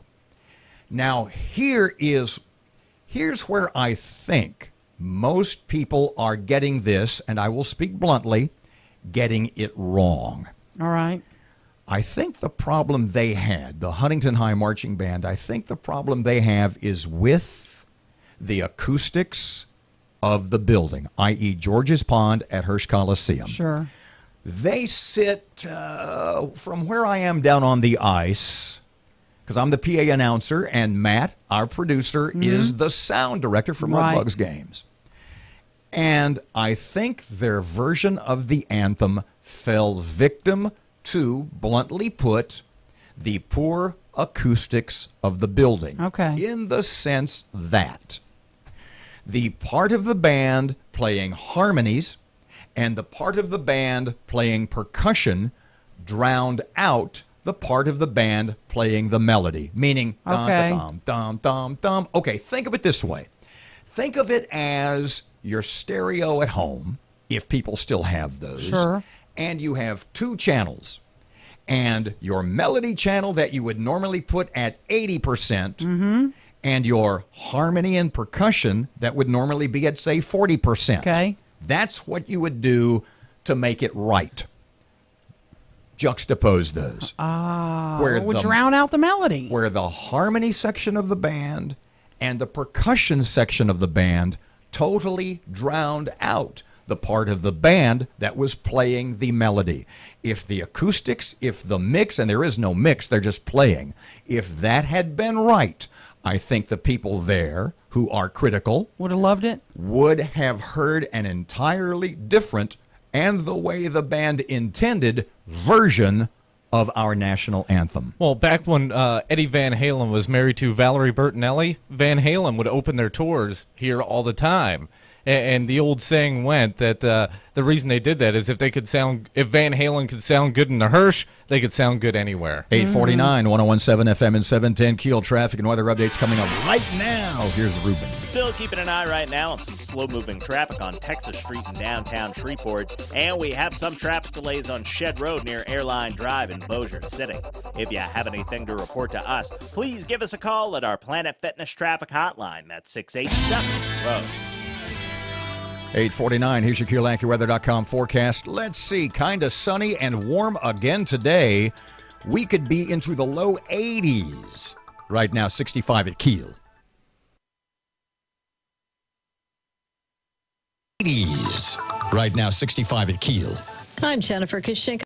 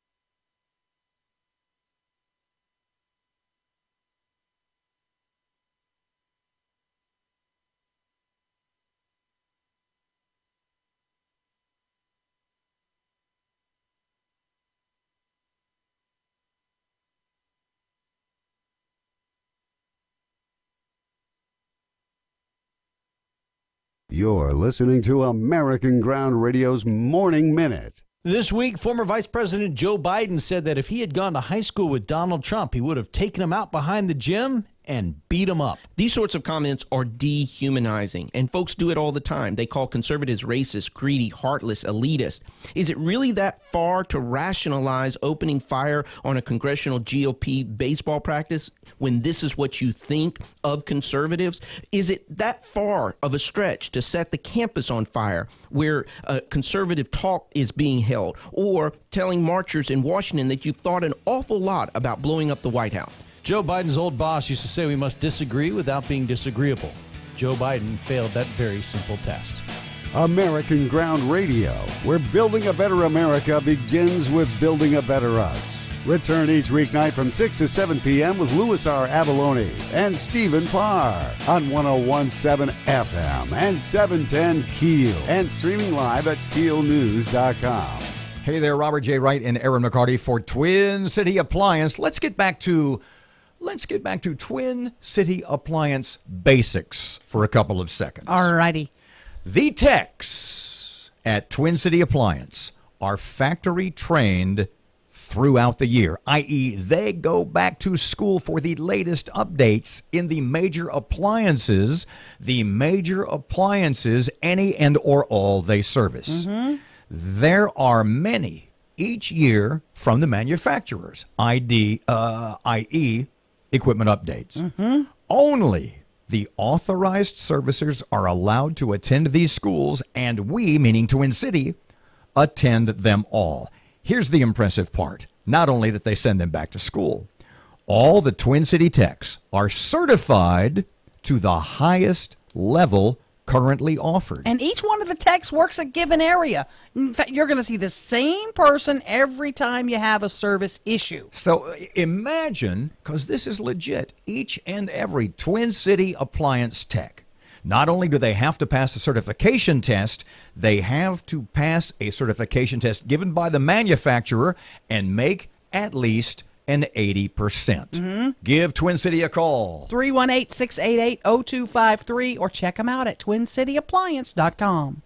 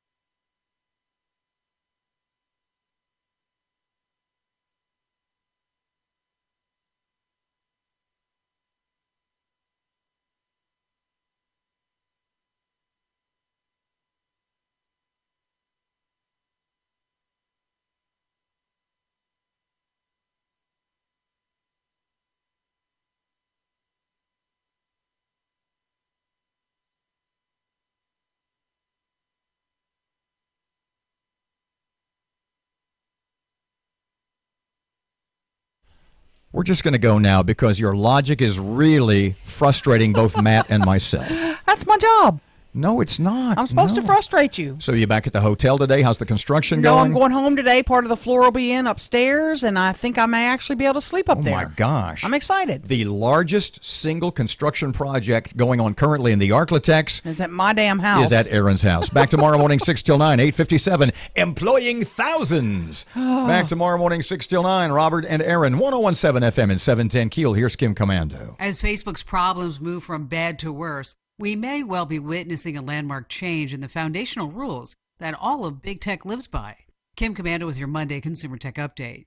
Facebook was only 2 years old, and its founder, Mark Zuckerberg, was only 21 when Facebook introduced its most famous feature, the so-called news feed. A running list of oftentimes boorish, vulgar, and cringe-worthy up-to-the-second updates of the minutiae of people's lives, the ultimate narcissistic and peeping Tom's dream. And all of this labeled as news. That was 12 years ago. Still today, neither Facebook's management nor its errant icon, Mark Zuckerberg, are able to distinguish between real news and the odorous tripe of Facebook's news feed. Now Zuckerberg is 33, and public officials, lawmakers, even late-night talk show hosts are suddenly fed up with Facebook. Big tech is no longer our friend. Facebook is no longer our confidant. The rules have changed forever. I'm Kim Commando. So let me give you a little preview of dinner at my house this coming Wednesday. It's both sweet and nice with a little spice. It's one of the HelloFresh most popular, easy-to-make gourmet dinners.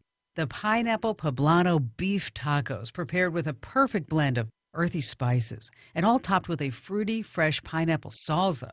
Adding to the flavors are fresh cilantro, Roma tomatoes, chopped red onion, a dash of sour cream, and of course, just enough poblano peppers. And this fantastic HelloFresh Hall of Fame recipe takes only 20 minutes in the kitchen. That's right, just 20 minutes. As always, depend on HelloFresh to include only the healthiest farmers market fresh ingredients delivered straight to your door. So let's have some fun. And don't forget, there's free shipping and $30 off your first HelloFresh meal. Get started right now at HelloFresh.com/Kim, and shipping's free. HelloFresh.com/Kim for $30 off. HelloFresh.com/Kim. Looking right now at some slow-moving traffic on Texas Avenue near Mansfield Road. And we have some traffic delays on Industrial Drive near Old Minden Road in Bossier City. If you have anything to report to us, accidents, hazards, or closures, give us a call at our Planet Fitness traffic hotline. That's 687-ROAD.